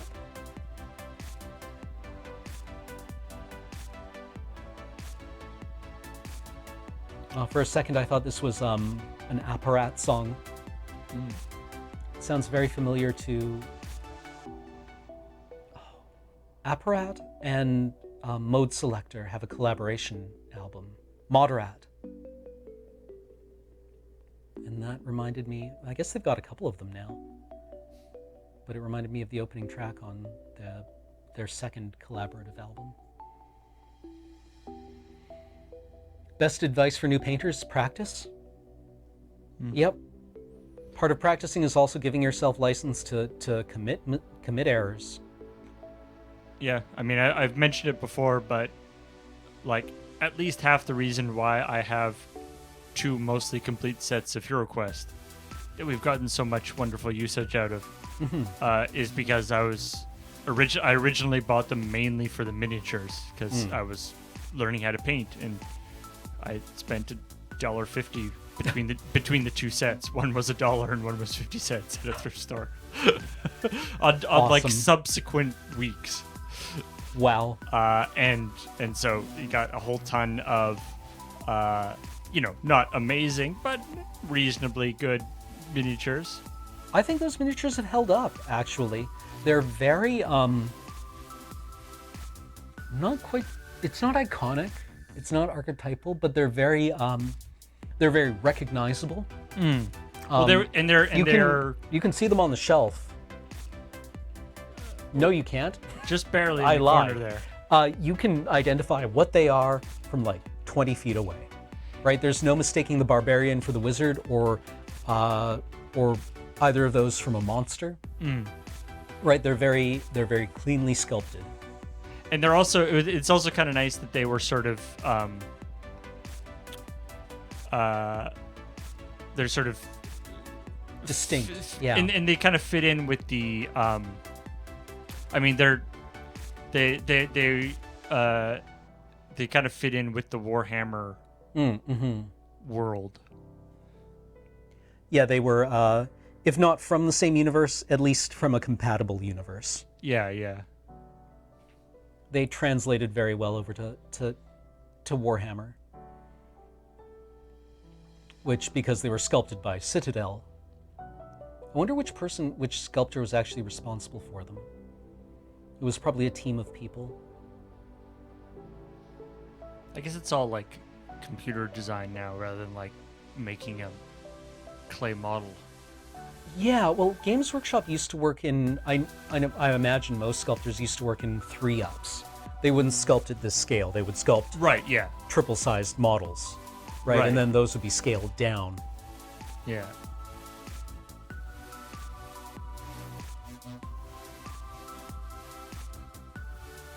At least I think.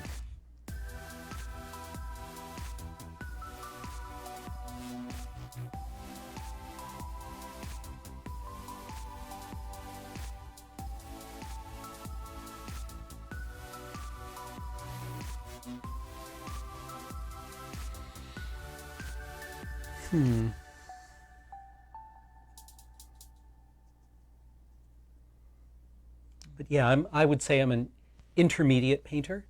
I definitely had friends who were better painters than I was, but I felt that my stuff held up. So, I mean, just getting your miniatures painted is important. It will make you feel accomplished. A painted army looks so much better than an unpainted one that most people don't even really pay a lot of attention to the quality of individual models. Just get it done and it will look great and you'll feel proud of it, even if it isn't, even if it doesn't look like the stuff that you bookmark on the internet when you're looking for inspiration. I mean, a lot of Warhammer things you literally can't actually field an army that isn't painted. Yes, yeah, Games Workshop, at least they didn't used to let you even play in the store without a painted army. Like if you had unpainted miniatures, they didn't want your miniatures in the store.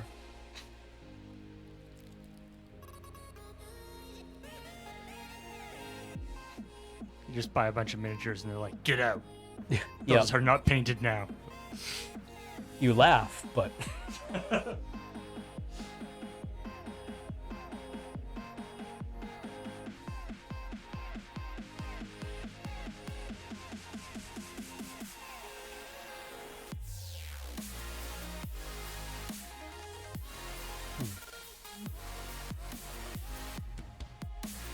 Yep, even a basic, yeah, as Madras says, even a basic 3-color scheme looks great on the table, right? It, a lot of detail is lost on the table. You don't need to have are they still called Heavy Metal? The Games Workshop's in-house painting team? The Heavy Metal team? You don't need an Heavy Metal standard army to play and have a good-looking army on the field.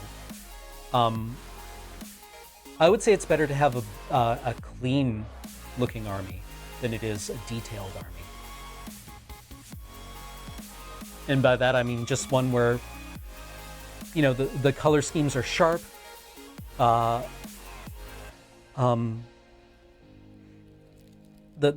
It's better to have sound color theory, I feel, than accurate brushwork.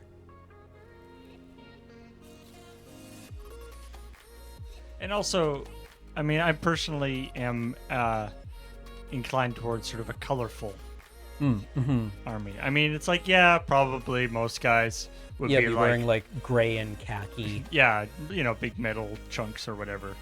But it's more fun and more interesting to look at if it's. Yeah, absolutely. I think that's why most 40K armies are actually extremely colorful. Even the Imperial Guard, who are nominally like regular humans in an army, wearing like camouflage, their camouflage tends to be more colorful than you would think, right? Like the Games Workshop paints up their Cadian, which are the Imperial Guard figures, in kind of like more mustardy khakis, Right. and greener than like olive drab green, right? Right. The colors are a little more intense. Right, sort of a hyper realism. Yeah. Oh, yeah, actually, that's 100% accurate.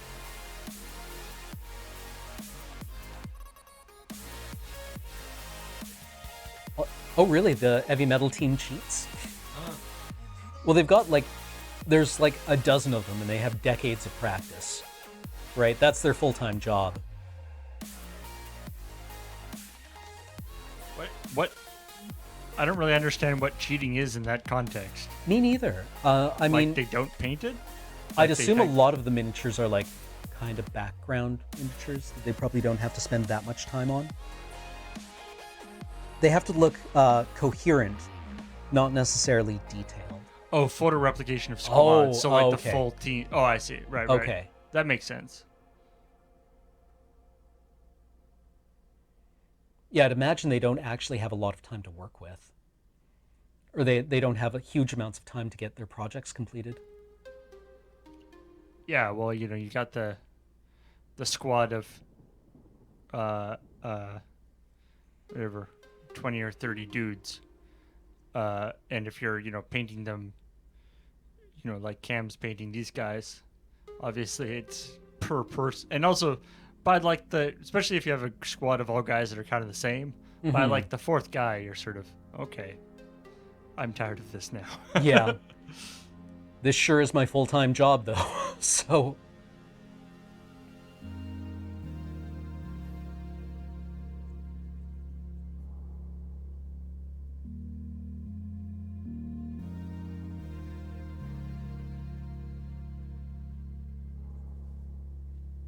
yeah, when they do the big photo shoots, like, for a codex where they want a shot of like, here's the Cadian whatever regiment assembled, like lots of photo replication going on in there. I think there was one project where they was the entire Ultramarines chapter, but that was a community project. Right, yeah, I guess that's the other way of doing it. Oh, sorry, Paul. Adjusting the camera. Yeah. It's more important for you to be doing it in a way that's comfortable for you. Oh, thank you. Oh, hunched over.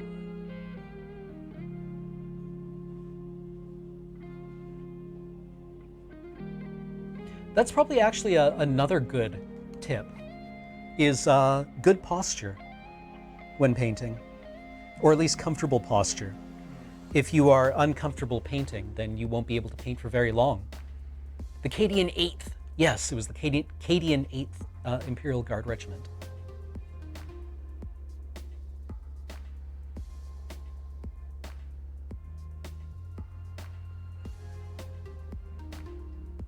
But that, I think, had a lot of photo replication. Well, Rats Gobbler, 40K was... The Space Marines have always kind of been the poster children for Warhammer 40K. Right? They're... I mean, enormous... Of course, there's all sorts of other guys, but yeah. Yeah. Enormous comic book dudes in power armor is probably very, like, arresting for their audience.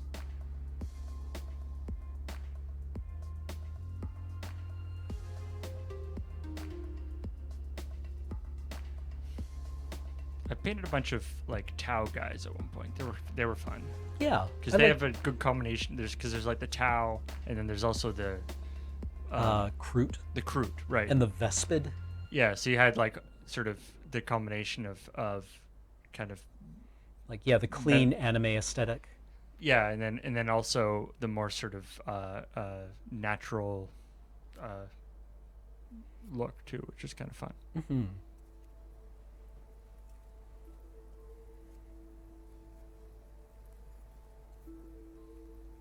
Games Workshop is pushing the Space Marine and Eldar connection. Really? Like Space Marine and Eldar alliance? I thought the Eldar didn't really think of humans as being actually that much different from orcs. Where they're like, yeah, I mean, you're also these illiterate bozos blundering through our galaxy, and we don't really think either of you should exist. Get off my planet. I thought that was kind of the Eldar attitude towards humans. Except about the planet thing. They're still a little sensitive about that. Well, with no planets. Oh, the some Eldar do live on planets. The Exodites. Oh, do they? I thought they were all craft world now.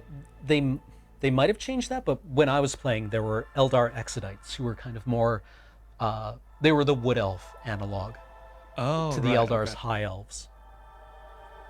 Were they not part of the Slaanesh thing? No, they were, they were rustic backwoods elves who rode dinosaurs, literally. Sure, why not? Yeah, I mean, why not? Why the hell not? So they were basically like Warhammer fantasy elves that never really changed. That never really changed.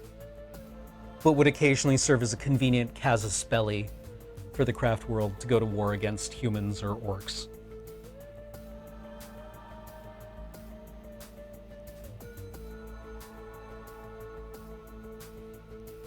The second edition Warhammer 40k Eldar Codex had an Exodite army list in it with tons of completely unsupported entries. Like they had dinosaur riders and like scouts and generals and all kinds of stuff that there's no rules miniatures for. ever. Didn't even think about producing miniatures for them.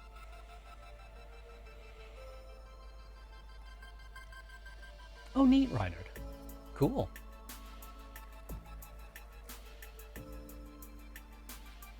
I guess, yeah, maybe there are enough people in the Warhammer 40k universe who are like, this whole chaos problem is really kind of getting out of hand.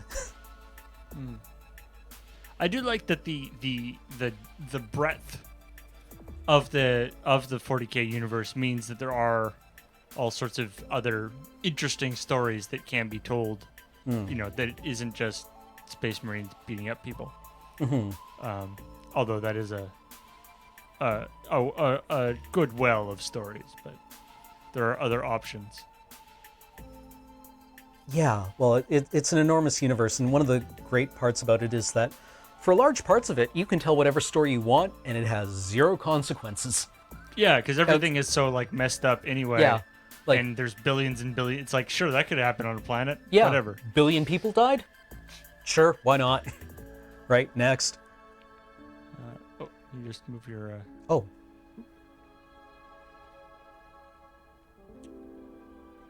I remember one of the first novels that Games Workshop printed that had the Imperium Lose was called Storm of Iron. And it was kind of a sweet book. But it also was the story about how these Chaos Space Marines show up and kick over an Adeptus Mechanicus, laboratory planet. And that had huge knock-on consequences for the setting. Because they stole all this Space Marine gene seed. And apparently that had, that was kind of cool.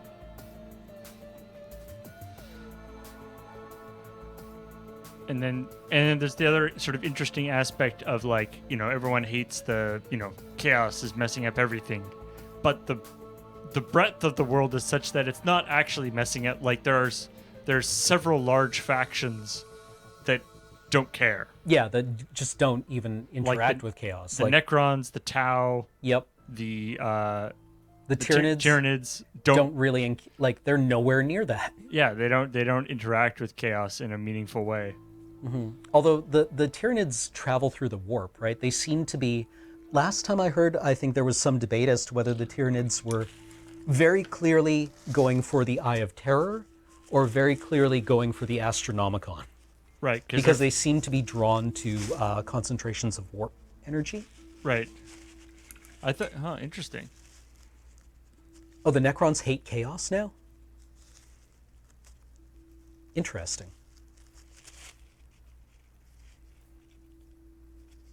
Oh, wow. And the Tyranids have developed a hive fleet to hunt down demons. That's new. Neat. Yeah, but most of the time, Tyranids haven't actually, like, interacted with chaos at all. Yeah. Because they don't really have, like, emotions in the same way that chaos would deal with. I did like that story, Hosk, that there was one story where they sent out, the Imperium sent out probes outside of the galaxy to look for extragalactic signals, and it was just orcs. Uh-oh. Everywhere. I don't know if that's canon, but they were just like, oh, we have to be quiet now.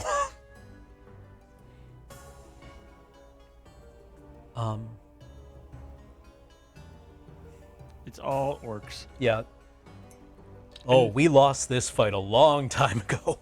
Yeah, you just didn't know it. Yep. We're in deep trouble. We've been in the orc dimension this whole time. And didn't even know. Rutrow. Oh, Rats Gobbler, don't feel bad. There was a kid who used to come into the store that I used to go into who called them trinids. Trinids. And refused any gentle attempts at correction. Or less gentle. Yeah. The other popular mispronunciations were the Teu. And that one kind of stuck. And then, of course, everyone knows somebody who called them the forces of Chaos. Because that's what it says on the book. Chaos. It says Chaos right there. I'm going to call them Chaos. I'm also going to go for some pate. Delicious goose pate.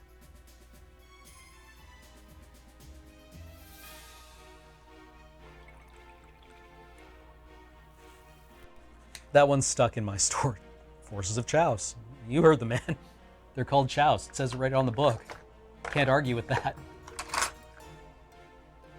I just like the idea of, like, of all the things, like that's like the one thing that would actually annoy, the legions of chaos. Like, you can do whatever, and it's just, it's chaotic, so whatever, they don't care. But don't mispronounce their name. Yeah, like, that's just disrespectful.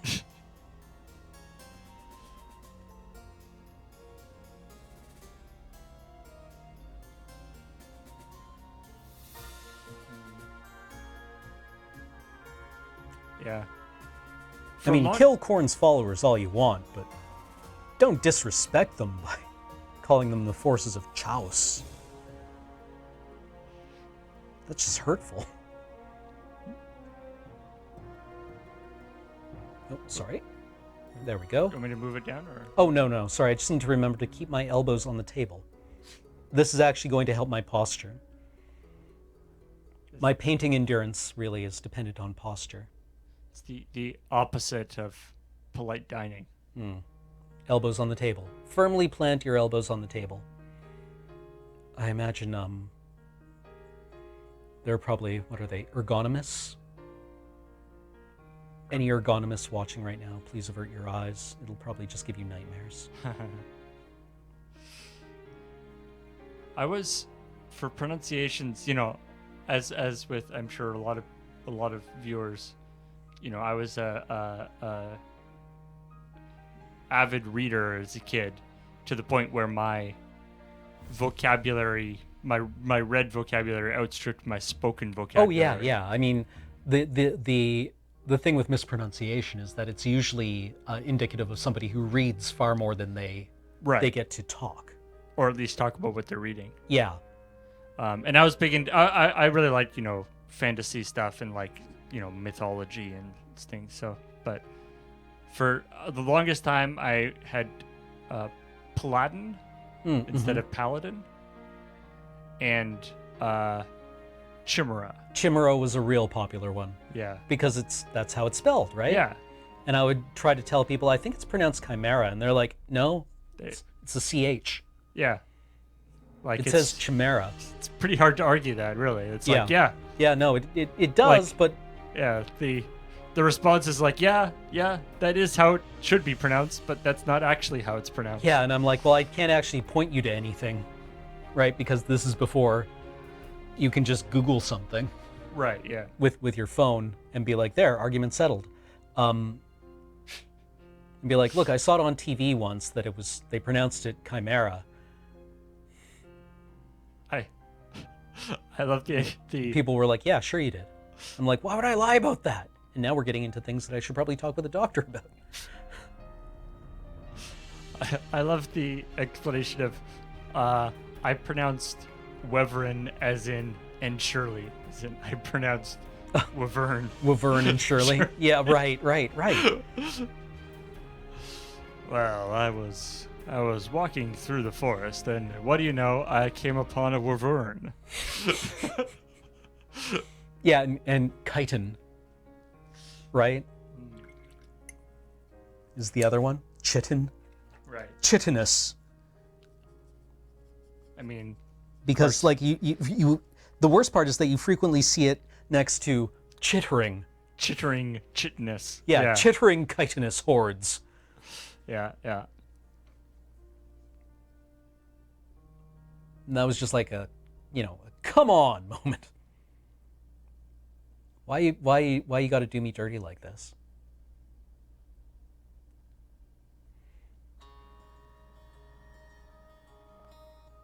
Calliope. And then I always thought, yeah, I mean, I'm pretty sure it's wyvern. Pronounced wyvern, right? Yes. Of course, this is always the problem with these things, is that now that I'm thinking about it, I'm like, oh crap. Yeah, maybe I've just been wrong this whole time. Maybe I've been wyvern shaming people. Wyvern shaming. Wyvern. Yeah, wyvern. It's less the pronunciation, more the emphasis. It's wyvern. Okay. Wyvern, I think is how I pronounce it. Okay.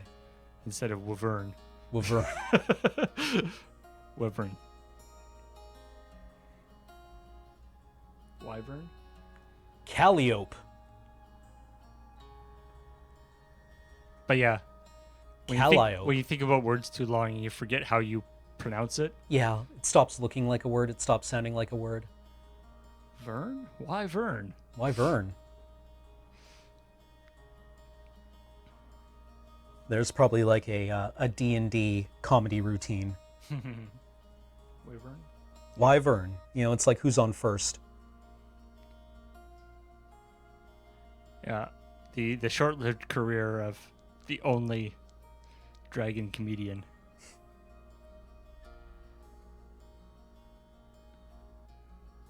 I mean, of course, every time a new magic set comes out, there's all sorts of exciting pronunciations. Mm-hmm. Dominaria. One warrior.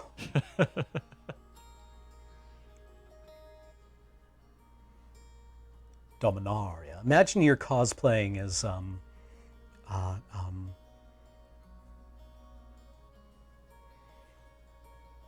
sultry Latin lover. Dominaria.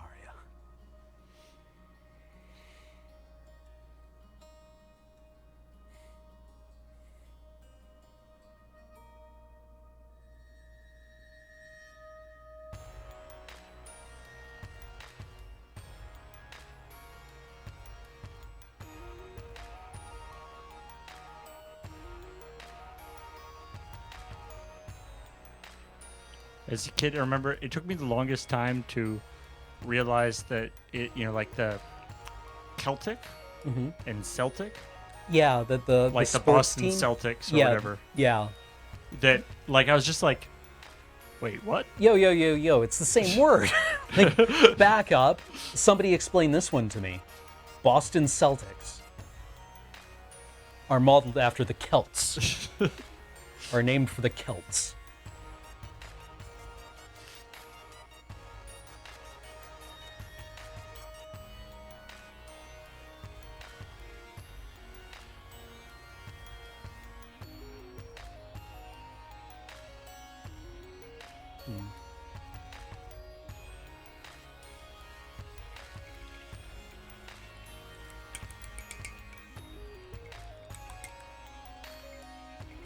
Yeah, you say Euler, but for the abbreviation you say Yule. Yeah, Notre Dame. The Notre Dame Fighting Irish. Like that's a lot to unpack right there, right? It's an interesting thing actually though. They're like with a sports team or something like that, because regardless of the source word, the pronunciation of the team name sort of takes on a life of its own. Yeah, it's its own thing, right? It's its own trademark, basically.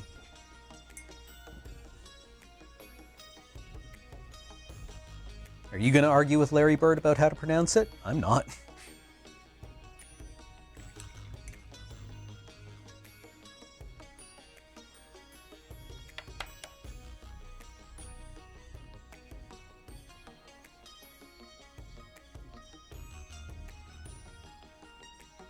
I was just thinking that it would be a great like YouTube series or something to get like a like a professor of linguistics or somebody who really knows, who would be really good at knowing how things are supposed to be pronounced, at least sort of historically or whatever, and then just get them to like do the sub welcomes or whatever. That would be great, actually. Yeah. Like somebody who has some sort of academic authority on proper pronunciation of stuff. Well, yeah, because like a lot of subnames are compound words, right? And have like or might be multiple words compounded into. Well, that is a compound word. Way to go, Cam. Very smart. Multiple words combined, and in some cases, words of different ethnographic origin. Smashed together and hyphenated and. Good Lord, our live segment. See, the problem is, like, it's as a loading rated live segment, it wouldn't be that good because it's just us, and that's like what we do when we do the sub welcomes. I think to make it actually like a good segment, you would have to have somebody who actually wasn't just guessing. Yeah. I mean, who at least had an educated guess, I guess. Had some sort of basis of their knowledge. Like literal authority. Like I've seen YouTube videos of, linguistics people or like accent people critiquing, a performance by some actor or something. But like, get one of those people in on it.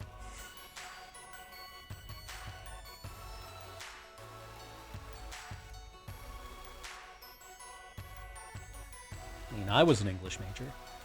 I don't know anything about pronunciation.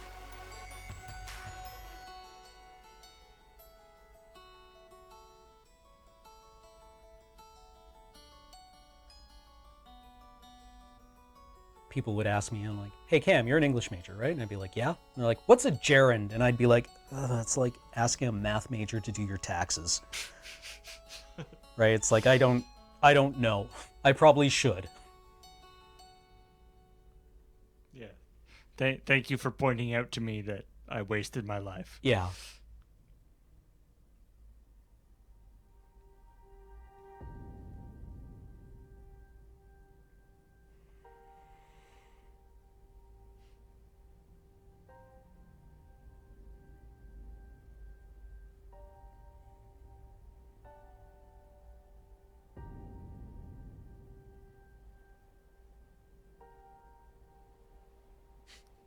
To be honest, I wouldn't trust a math major to know anything about taxes.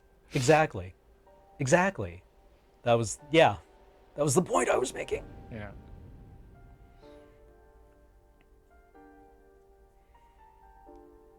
I think it's in the Cryptonomicon. Neil Stephenson, or he's talking about the Lawrence Waterhouse or whatever Yeah. But he's talking about like, doing the kind of mentality of the sort of the person you need for the code cracking and stuff, and he's doing a like math aptitude test about like how fast It's like a boat is traveling down a stream. Yeah, the stream is going this fast, and the boat is traveling against the current going this fast. How long until it reaches this place? And he's like, well... He has to keep going back for extra paper because he's, like, inventing new kinds of like, fluid dynamic equations. Yeah, because, of course, it's sucker's bet to assume the river is straight. Right? But it's going to change speeds as it's going through things, and you have to kind of average out the topography. And in the center, it's going to be faster than on the edges. Yeah. And they look at his test results and put him in the Navy band because obviously he's too stupid to be allowed near anything.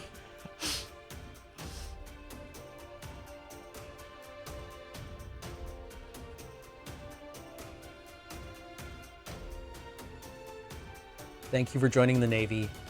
Here is a what's the little organ that you wear on a collar? It's not a concertina. It's thinking of a euphonium, but that's the... Yeah, that's a... it's the, like, tuba thing. Mm-hmm. Glockenspiel, that's the one. A guitar, yes. Yes, exactly. The great U.S. Navy tradition of guitar musicianship. Oh, man. Really recontextualizes a lot of Sex in the City. You realize it was heavily scored with a guitar.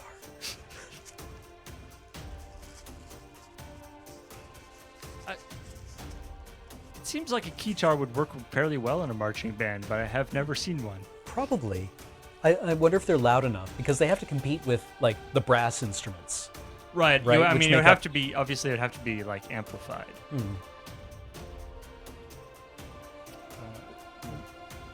There we go. So that feels like kind of a bit of a mess. We'll see how it all comes together, though. I mean, that's just kind of the base coat. And then we add his face and realize that I need to paint more stuff.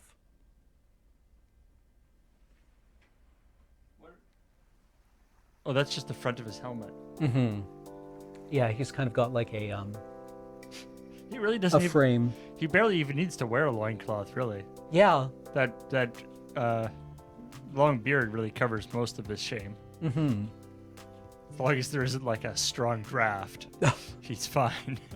I imagine that beard has not been washed in so long that it's probably rigid enough that it doesn't need to worry about breezes. That's true. It's true.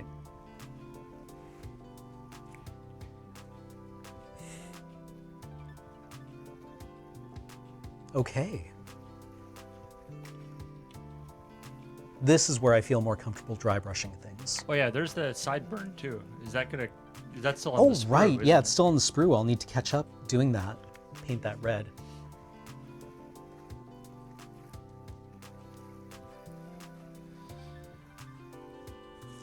Lightning bolts on his sideburns.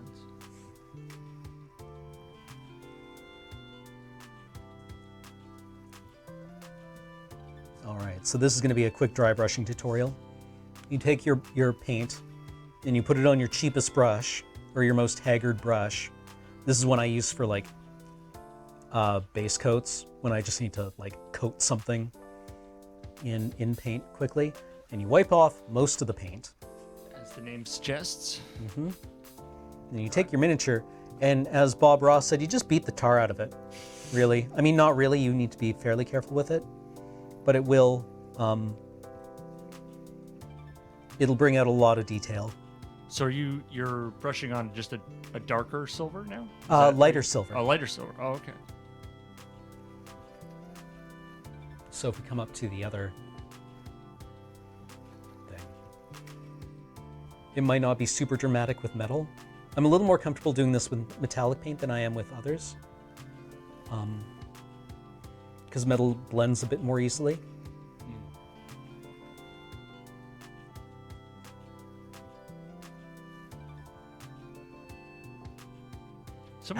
Someone was asking about non-metallic metal. Oh, non-metal metal is a technique where you use non-metallic paints, usually grays, in order to simulate the look of metal. So you would take like gray paint and so you have to do all your little shiny stuff yourself. Yeah, you do manual shiny stuff. Whew. So like you wind up with the a lot of the It's called Earth Sky Non-Metal Metal, where you would have the kind of like the reflecting line. Oh, the like chrome sort of. Yeah. Oh wow. It's hard to do, and unless it's done very well, it's I can see it would be easy to just make it look kind of muddy. well, and it looks like it's. I've seen examples of it done very well, and I've seen examples of it done merely well enough to look gaudy. Right? It's hard to do well enough that it looks noticeably better than just doing metallic paint, but it is effective when done well. It's very easy to overdo. You want to do it in on a vehicle or something, like a larger pieces? No, you would do it on something like this, Oh, right? right, Like okay. especially like this curvy blade piece up here, right? That you would be able to do a lot of, like if I hold it like that, you would be simulating those kinds of effects with it. Interesting. And you would be literally painting those on instead of relying on natural lighting and the reflectivity of the paint itself to do it.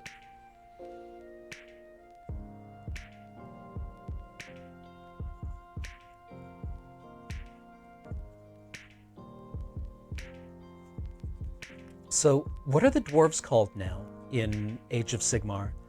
Because the high elves were called the Eldari. Yes, Oh wow, yeah. Somebody posted a picture there. Yeah, that's nutty, Corvus. That's a Tau stealth suit. It's one of those ones where it's like, good thing he spent so much time making his armor look perfect and shiny. Dawi? his- They're the Dawi? The Eldari.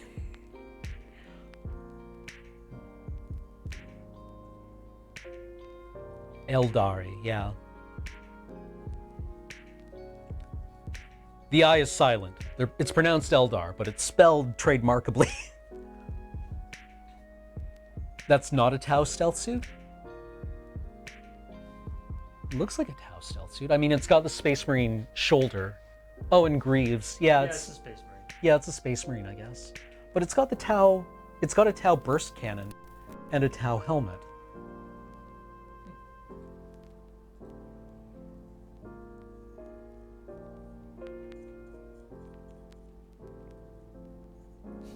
Looks fine when it's still they move it around. The highlights don't change. Well, yeah. Yeah. You basically made an optical illusion, which is an interesting idea. It's a lot of work. It can look great, or it can look, oh, tried non-metal metal, huh? Not bad for a first attempt.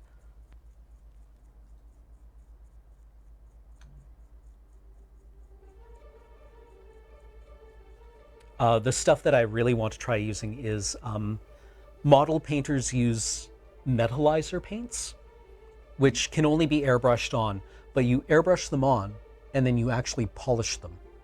Oh, so it actually has like real metal in it. Yeah, and then you spray a fixant over top of them, and that's what you use for things like Real chrome. yeah, Stuff. real like chrome on cars, or the aluminum, the unpainted aluminum on like a late World War II American fighter plane, right? Or like a 1960s era fighter plane.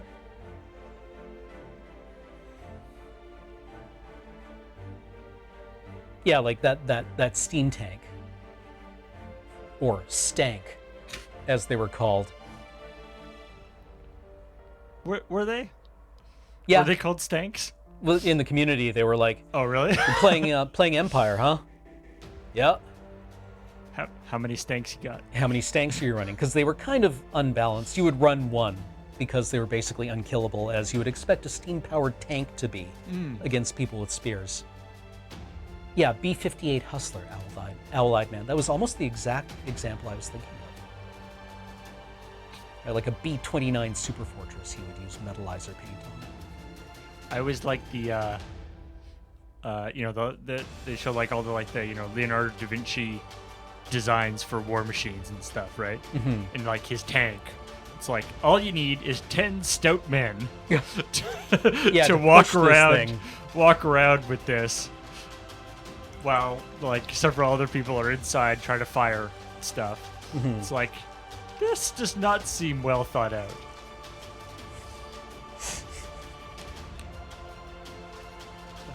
Eddie Izzard has a bit where he's like, "Yeah, Leonardo da Vinci, he designed a helicopter that did not work, and so have I." Yeah, like big deal. Me and Leonardo da Vinci. Yep. Yeah. Together, we both designed helicopters that didn't work. Yeah, I drew a lot of shit. I mean, I'm looking forward to in 500 years where they're like, this Cameron Lauder guy designed spaceships. Ooh. In the 20th century. And we have spaceships now. Yeah, wow. Like, not the primitive rocket ships, but of his day. And underwater bases and all kinds of things. And see all these little dotted lines. Clearly he was thinking about laser cannons. Yeah, the sea beams glittering in the dark here off Tannhauser Gate. Right? Like, Yeah. big deal, Leonardo da Vinci.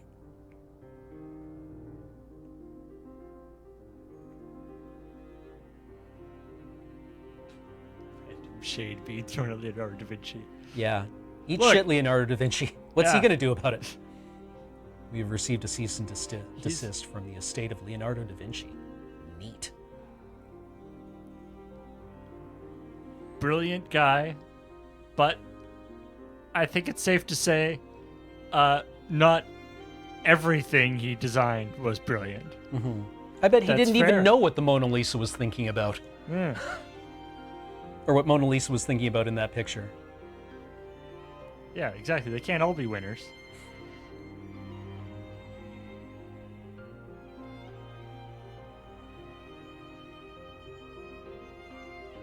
I bet he just made it up.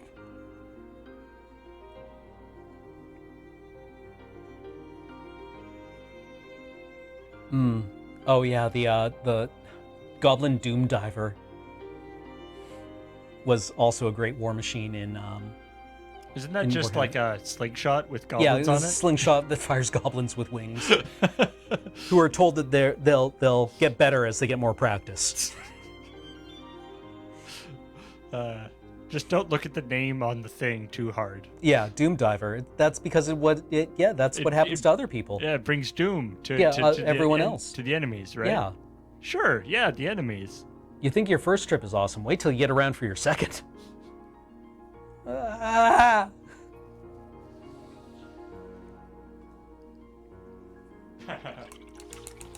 Yep. It's a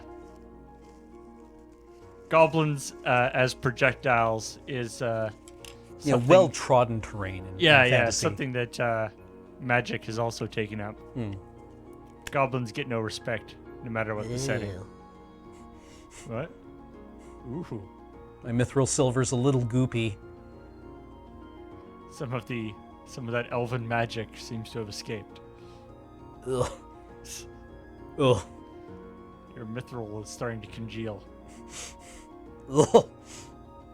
Bleh. No. Oh my god.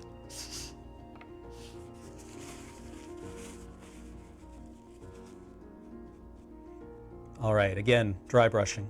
Higher highlights, lower lowlights. I guess for dry brushing, having it dry doesn't actually matter that much. Yeah, I mean, that's really the ideal.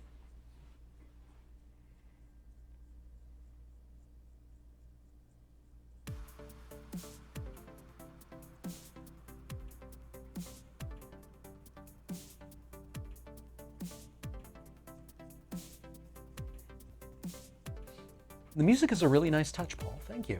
It's making this go a lot. You know, having something to groove to is nice. Yeah. Well, let's hope that the It actually that the proclamation that they're not going, it won't get muted, is correct. yeah. Supposedly they have, worked out things with all the license holders and so forth. We really don't need a strike on our YouTube channel. The name of the service is Pretzel, Pretzel, and they provide a variety of playlists. They have an online music player and a downloadable music player. And yeah, ostensibly the idea is that, I mean, obviously you can't go looking for like, you know, Taylor Swift or whatever. It's they you know, they have a database of music, but it's kind of like what Twitch Music was trying to do, but then they didn't really keep it going like a lot of projects Twitch starts. Is it a free service? There is it seems, I think you can, there's Like a premium Okay. tier, which I think probably gives you access to maybe a wider library or something, or maybe more customizability or something, or more like better select or more selection of stations or something like that. Yeah, pretzel.rocks. But yeah, there's actually I saw I was just looking up, you know, people talking about, wondering if other people had opinions about it, and there's an interview that one of the founders of Pretzel gave, talking, and they're asking about Twitch Music, and he was like, yeah, that was a good idea. However, and all of the music that they got was licensed. However, they haven't made any like additions or changes to it, and nobody knows what the like current status of, like, whether the licenses for the music have expired. Oh, really? Or like what the status of the licenses on the music is. Also, they deliver the music to you ostensibly through like Spotify, Right. which is not really, you're not really supposed to do that according to Spotify's terms of service. Like, you're not supposed to just stream Spotify music on like your own stream. Right. So he was like, yeah, we don't quite know what the deal is with Twitch Music. So I don't know. It exists in kind of like a non-useful gray area, I guess.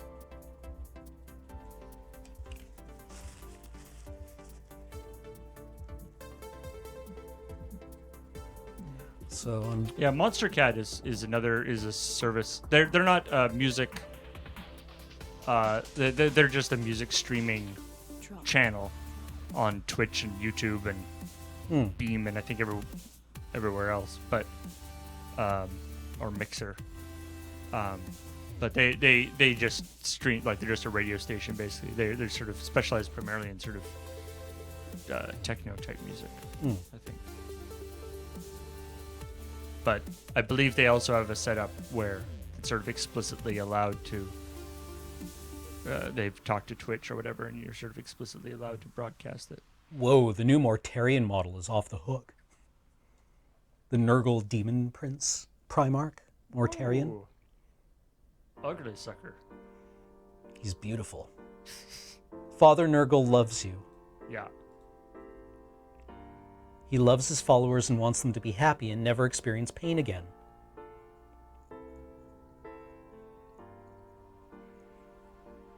Are you tired of pain? Consider worshipping Nurgle. You'll never feel pain again. No follow-up questions. Some terms may apply.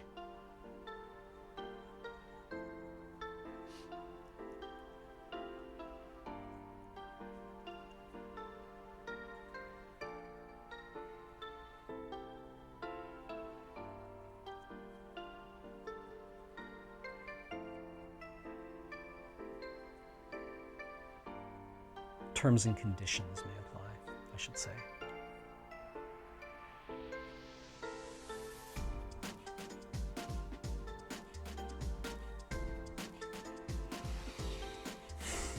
Okay, and while I was doing that, I knocked his hand off.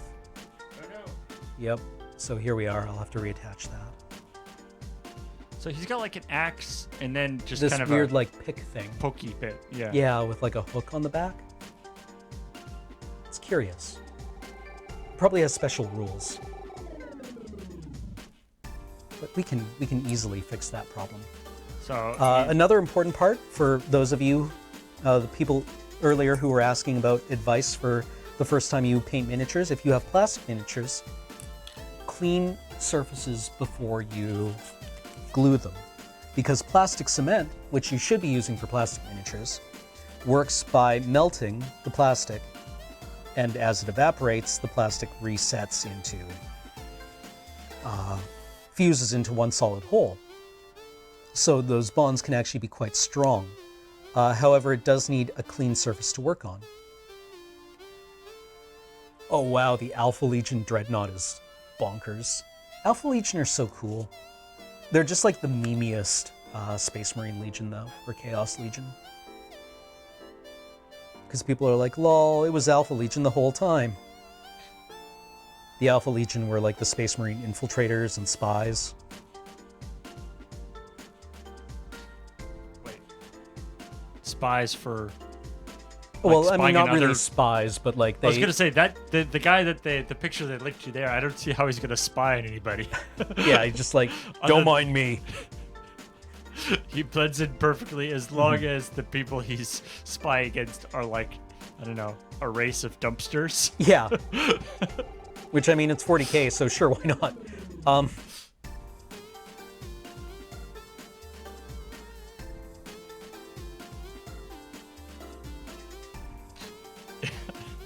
I do want to see just like the Space Marine Terminator with like an enormous fake mustache attached to the front. Hi, I am Tyrannus. I am from out of town. Being from out of town is a thing that I am.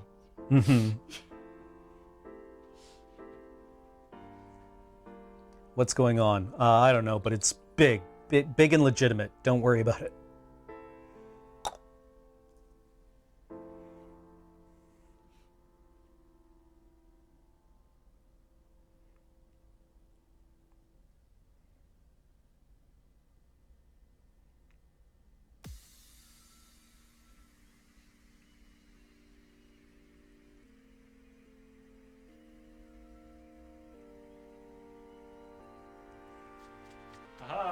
Ooh, the Alfarius model. Cool. All right, reattached. There we Give go. him a hand. It'll take a little while to solidify. Man, he looks like some sort of Guillermo del Toro monster without his like face. Yeah. Did they, Shark Hero, did they come out with an Omegon model as well as the Alfarius model? Or Omegan? Because they were twins. They were twin Primarchs. Alfarius and Omegan. Megan. Omegon? I never knew how to pronounce it.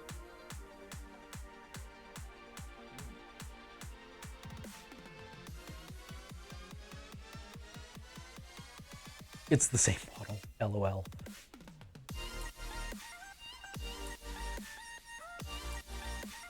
They just mirror the model. Yeah. Okay, so this guy's coming along.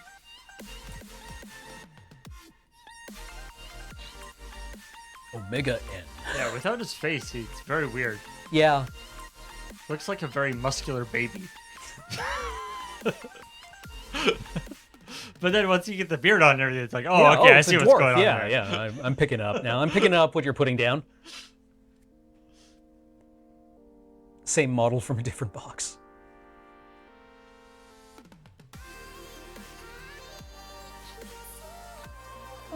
All right, this isn't that bad.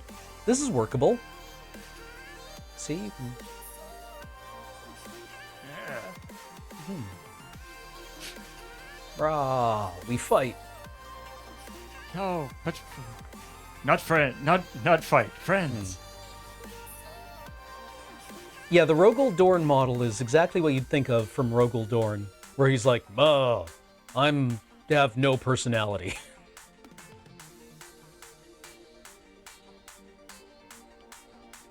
I feel like when they're breaking camp, the dwarf probably is ready to go a lot faster than the rest of the crew. Yeah, and they're like, so, Snorri. Yeah. Sure you don't want to bathe? We have time. Like, no, I'm good. No, you're not. All right. You're not. We've been meaning to talk to you about this. It's like I did bathe. No. You have to do it more than once. It's a continual process.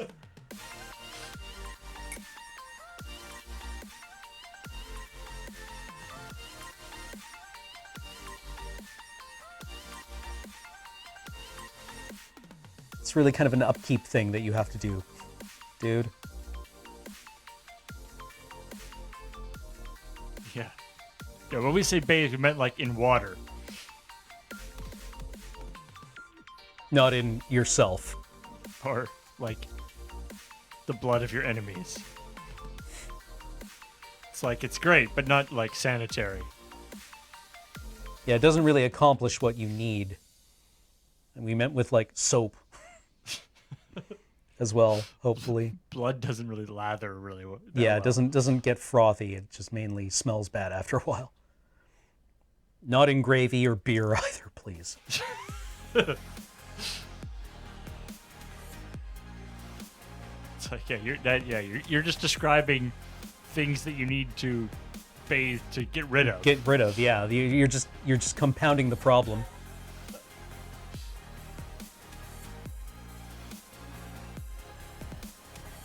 Snorri, please. Snorri, please.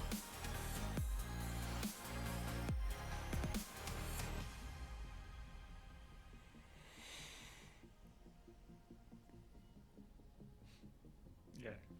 He doesn't actually dye his hair. It's just... Yeah, it's just what happens after a while. Oh, no kidding. They made Garrow. Wasn't he the first Inquisitor? Nathaniel Garrow? The Death Guard captain who went on to, like, found the Inquisition? So is this... So they've been doing like a 30K? Yeah, it's a Forge World thing, which is their, like, kind of not super official, but, you know, alternate models and things. It looks... I mean, the ones that people link to look more like sort of display pieces than actual, like, parts of an army. Yeah, there are official rules for a lot of Forge World stuff, but at least when I was playing, it was a lot of, like, counts as stuff and, like, you know, additional style pieces and little conversion kits and, you know, just army swag. Oh, okay, right, the Grey Knights. He founded the Grey Knights, apparently. Okay, neat. I do like the like the really fancy models that have like the person, you know, the guy that the model is of, like standing on the corpse of somebody he's killed or whatever. It's like, so wait, so do you like bring that guy with you as you go across the battlefield? It's like, how does that work? Yeah, you've got it provides, you know, a little bit of elevation. Yeah. So you can get plunging fire on people. Garrow founded the Grey Knights, thus becoming the worst villain in the setting. Yeah, I hope nobody showed him what the latest Grey Knight Codex, or that Grey Knight Codex, where it's like, the Grey Knights, the greatest heroes of the Imperium. Also, they massacred all these people. Don't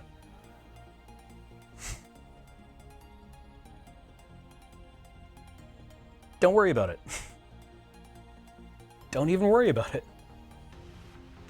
Yeah, I played Inquisitor a couple of times. It was fine. I mean, it had the problem where it wasn't compatible with anything. Yo, what's going on?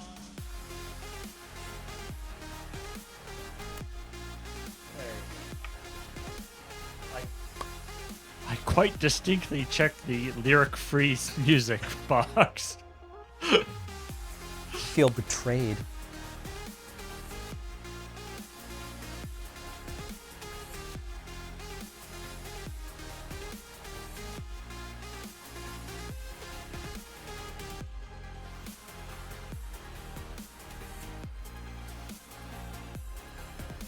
So PAX West tickets went on sale today.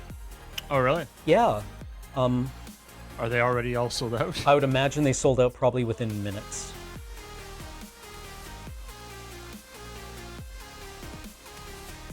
So if you wanted to go to PAX West, well, tough, I guess. Yeah, today was the day you find out that you're not. Nope. Friday and Monday are. Friday is low. Monday is still available. Oh, okay. Good. Get in there on that on the Monday, if you want to. If you want to go to all the booths while everyone is very tired. Yep.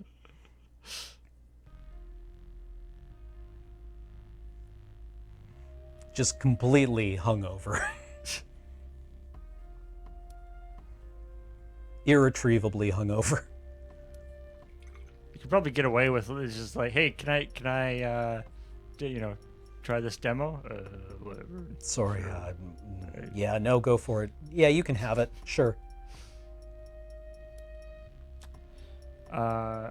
Corvus, you presume correctly. I don't know what state it will be in.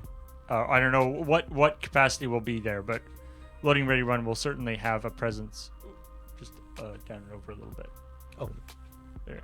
Loading Ready Run will certainly have a presence at PAX West. That's that's our local PAX. Mm-hmm. The one in our own backyard.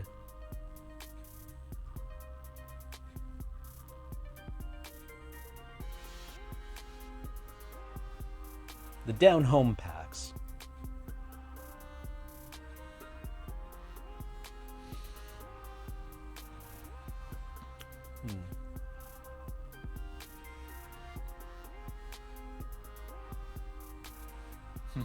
That's true. Last day of festivals and conventions. $20 for that. How about I pay you 10 and you don't have to ship it home? Deal. I remember the first year Mojang came to PAX. Mm-hmm. It was a pretty big deal because they were just sort of hitting their stride in terms of the ridiculous popularity of Minecraft. This is before they got bought by Microsoft and stuff. Mm-hmm. But of course they're in Sweden, yeah. And so at the end of PAX, they literally just gave they did a bunch of contests for all the stuff in their booth, like all the big TVs and stuff in their booth. Oh, really? Because it was way cheaper to just buy new stuff. To just buy new stuff than to ship it all back to Sweden. So might as well get some positive press. Get rid of it. That jet bike reminds me of something. I can't quite put my finger on it, but Anyone? I don't know. I can't seem to really figure out what that jet bike reminds me of. Wow. It's the color coordination that really does it.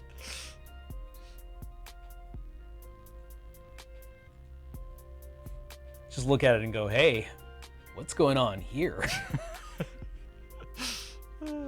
What's this about?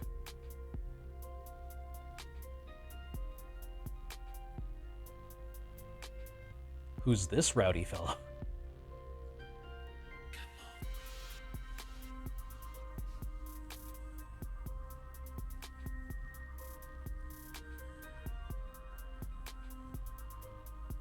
You see him coming in the distance. You're like, oh, it's a jet bike. Oh, It's okay. God. Okay, good. It's good.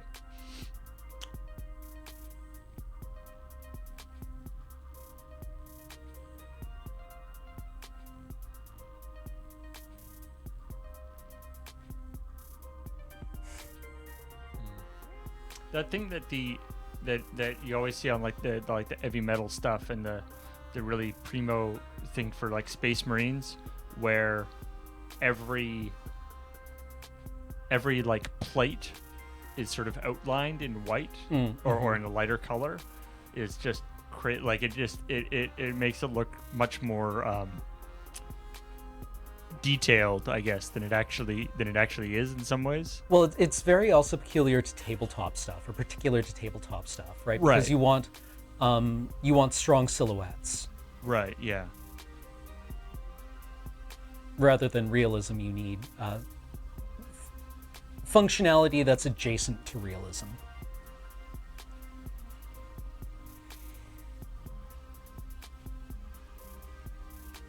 But it sort of emphasized that idea that it's like a big guy with a whole bunch of detail on him that's been shrunk down to, an inch tall.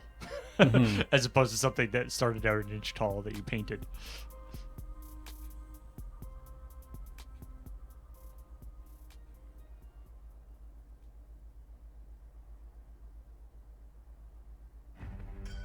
Okay.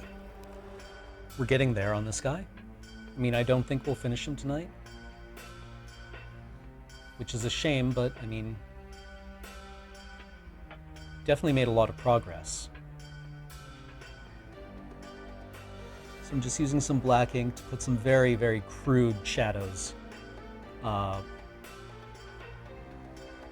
in the deepest places on this dwarf.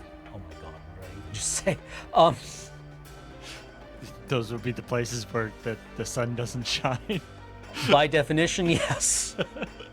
Yeah, I guess we're just picking this one up and running with it.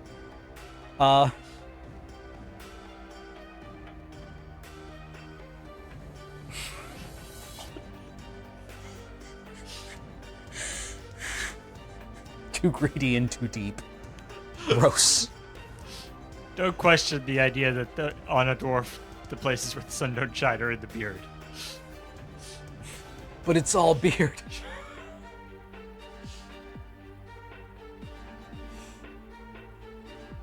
Taint shading, yes, it's a very important skill. Painting dwarf grundle is really the thing that you never... Oh.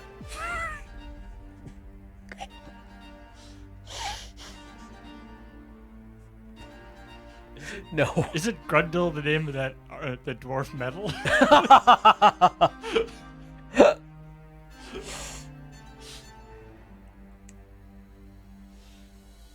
All right, just gonna... Can anyone else taste bile right now? Is it just me?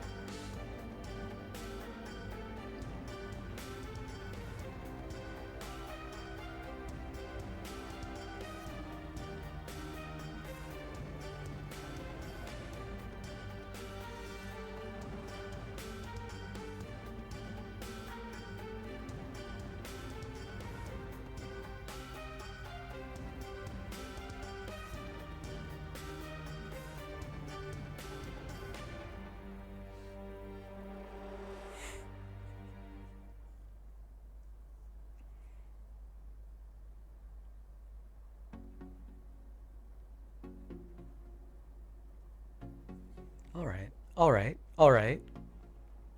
Getting there. Getting there. I guess it's getting close to 9. It is, in fact. We should probably thank subs and wrap the stream up. We should, yeah. Yeah, let's talk about... Oh, we can also talk about upcoming streams. Ooh, yes. So what's up tomorrow, Friday? 1 o'clock, Kathleen and Joe will be coming back with what they hope to be their final session of Perfect Date. Yeah, it's turned out to be a more epic cat dating simulator / roguelike. Yeah, than they anticipated. But they're enjoying it, but they kind of are hoping to finish it up because they've been at it for like 4 sessions now. And then in the evening, Kathleen and I think it's Kathleen and I, will be playing Arena. Yeah. Because we don't really have the critical mass necessary to do paper magic. We could do one-on-one for 3 hours, but we did that last week.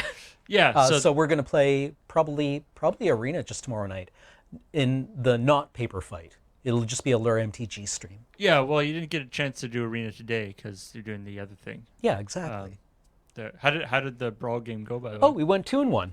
Hey, that's pretty good. Yeah, we're going to ignore the fact that one of those is because one of our competitors loaded in on her wrong account and didn't have a deck, so I had to play Nissa in 59 Forests, which is a bummer. But hey, a win is a win. A win is a win. We went 2-1. It reminds me where one time we were at, I remember playing, it was at a PAX or something, and we were playing this big game of that thing where it's like 10 people playing multiplayer Magic, and it's like pentagram or whatever, where like you can only attack across or whatever. Oh, okay, yeah. And this is after we had done the booster box draft, where like everyone had just like we just like split a whole box full of booster boxes, Right. and drafted them and stuff. And then we played, and about like 3 or 4 turns into it, James looks at his deck and is like, "I'm definitely playing, like my sideboard." Because our sideboards were like we had so many cards in our pools that it's like, and so it was just like he like cracked a fetch or something so he could actually look through his deck. And he was like, "Yep, Yep. I have no definitely idea what's playing that. happening." It was like the time that I think we were playing Avacyn Restored at the local game store, and it was kind of late in the day. I think it was a Sunday evening draft, and people were not at their best. And it took us several turns to realize, or not several turns, but several draft picks to realize that somebody had passed their deck instead of the pack. Oh no. And we were like, "Huh, this is a weird pack. The color balance is kind of off." I don't know. Oh well, whatever. I don't get paid to ask critical questions. That one was hard to roll back. Anyway, so Arena coming up tomorrow night. And then on Saturday, it's going to be some more Brave New Faves. Kathleen will be coming at you with her long desired music stream. Yeah, so that's at 5 o'clock on Saturday. And as with previous music streams, There will be no VOD. yeah. So Well, not VOD. There will be no YouTube upload. there'll be no YouTube upload, because and we don't need the strike on our account. yeah, and we can't guarantee that the VOD Won't be won't muted. be. In fact, we can Guarantee that it will almost definitely be muted. Well, it's been hit or miss. Yeah. So sometimes it gets muted, sometimes it doesn't. Sometimes parts of it get muted. But anyway, we advise you watch it live. Yeah, if you want to see it, please catch it. Try to catch it live, because there's no guarantee that you will be able to catch it any place else. Didn't you last week? Yes, you did. But with the hope is to have the Brave New Faves as being a semi-regular stream, not weekly, probably like going forward. And it doesn't have a regular time yet. But I believe the hope is that to make it a semi-regular stream at some point. And then Heather's going to be doing some Rhythm Cafe on Sunday.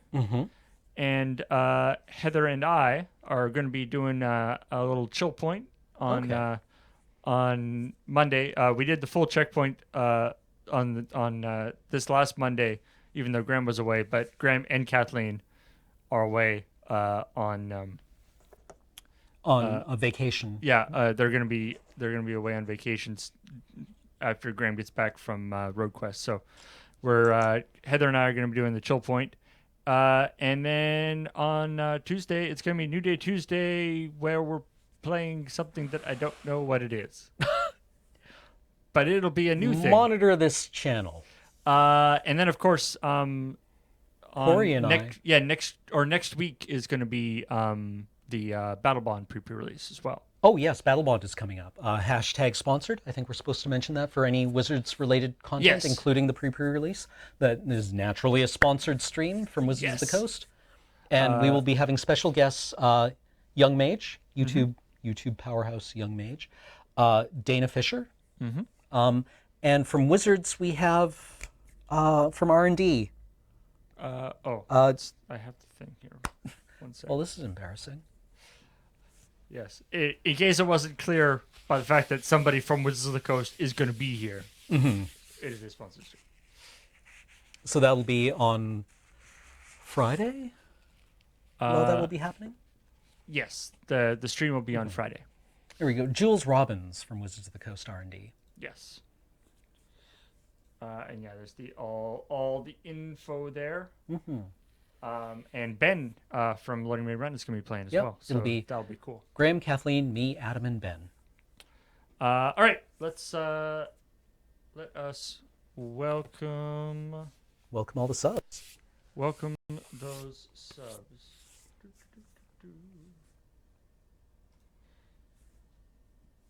Thank you to everybody who has subscribed and followed the channel and supported us on Patreon and by subscribing to the Twitch channel. But in particular, thank you to these people. Starting with Sarkan Vol 209, who resubbed for the 3rd month. Thank you very much. Edmund Juniper has come back for the 16th month. Hello, friends from the internet. Love these painting streams. Thank you for all the content you produce, even when shorthanded. Looking forward to RoadQuest. So are we. Wolfen Dragoon is a brand new subscriber. Thank you for deciding to support the channel. Welcome. Kiwi Jelly has come back for the 12th month. Hi, Cameron. Have you seen the new New York Metropolitan Museum of Art's Gundam figurine? Wait, for real? No, I haven't. Oat Mule has come back for the 4th month. Ooh, paints. Good. The Paw of 42 is back for the 29th month. Thank you. Enemy Coke is a brand new subscriber. Thank you again for deciding to support us. Oh, man. Has resubbed for the 38th month. Welcome. Thank you. Roy Elfin is back for the 17th month. 17 months of TTSF and other lure stuff, too. Accurate.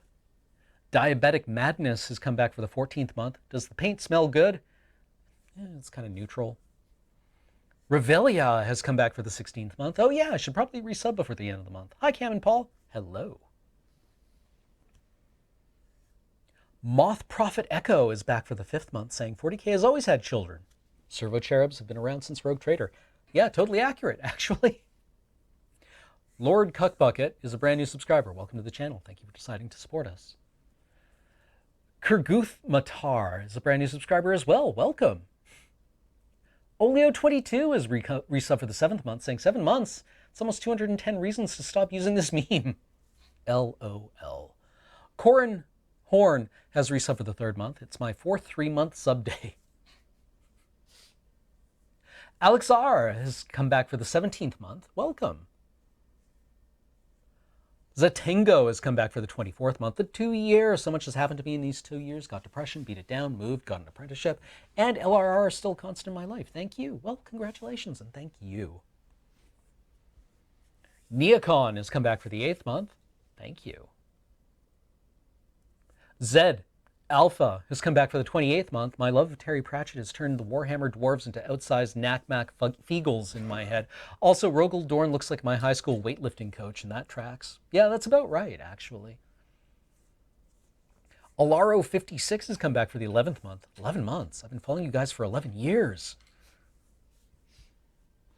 Massoyer 508 is a brand new subscriber. Welcome. Jobius Rex is also a brand new subscriber. Thank you for deciding to support us.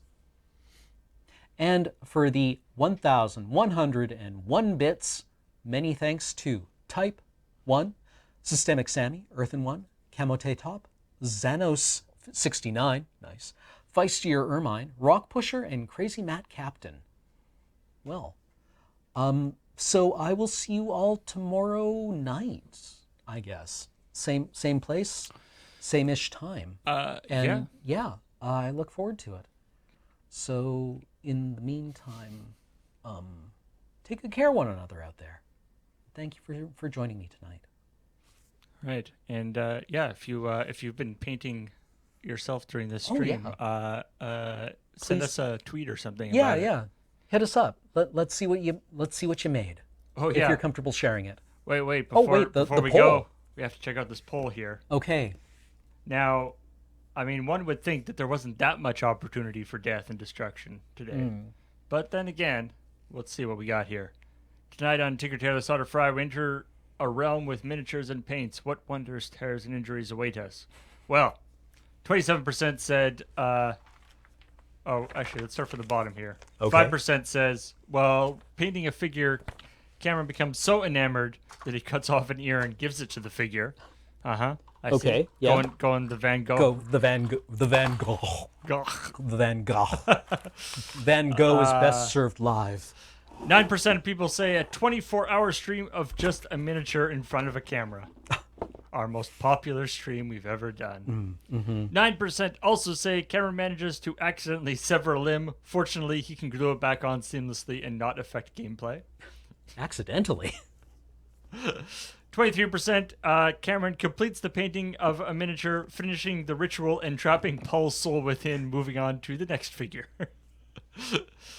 Not impossible. You thought everyone went on RoadQuest. Yeah. They're actually just tiny people now. 28% says Cameron gets a small cut on his hand while stirring the paint, finally giving him the method to get the paints thin enough. And the top answer, 26%, says Cameron decides to paint the Cameron mask and is then unable to remove it as it melts to his face, leaving him unable to scream. Yeah. No, I actually want to do the Cameron mask up with crackle paint so that it looks like an ivory mask. Kind of like in the Tim Burton Batman movie. Joker's girlfriend wound up wearing like this ivory mask. Right. You need to, and then you have it like partially like cracked. All right. Thanks everybody for watching, and we will see y'all tomorrow.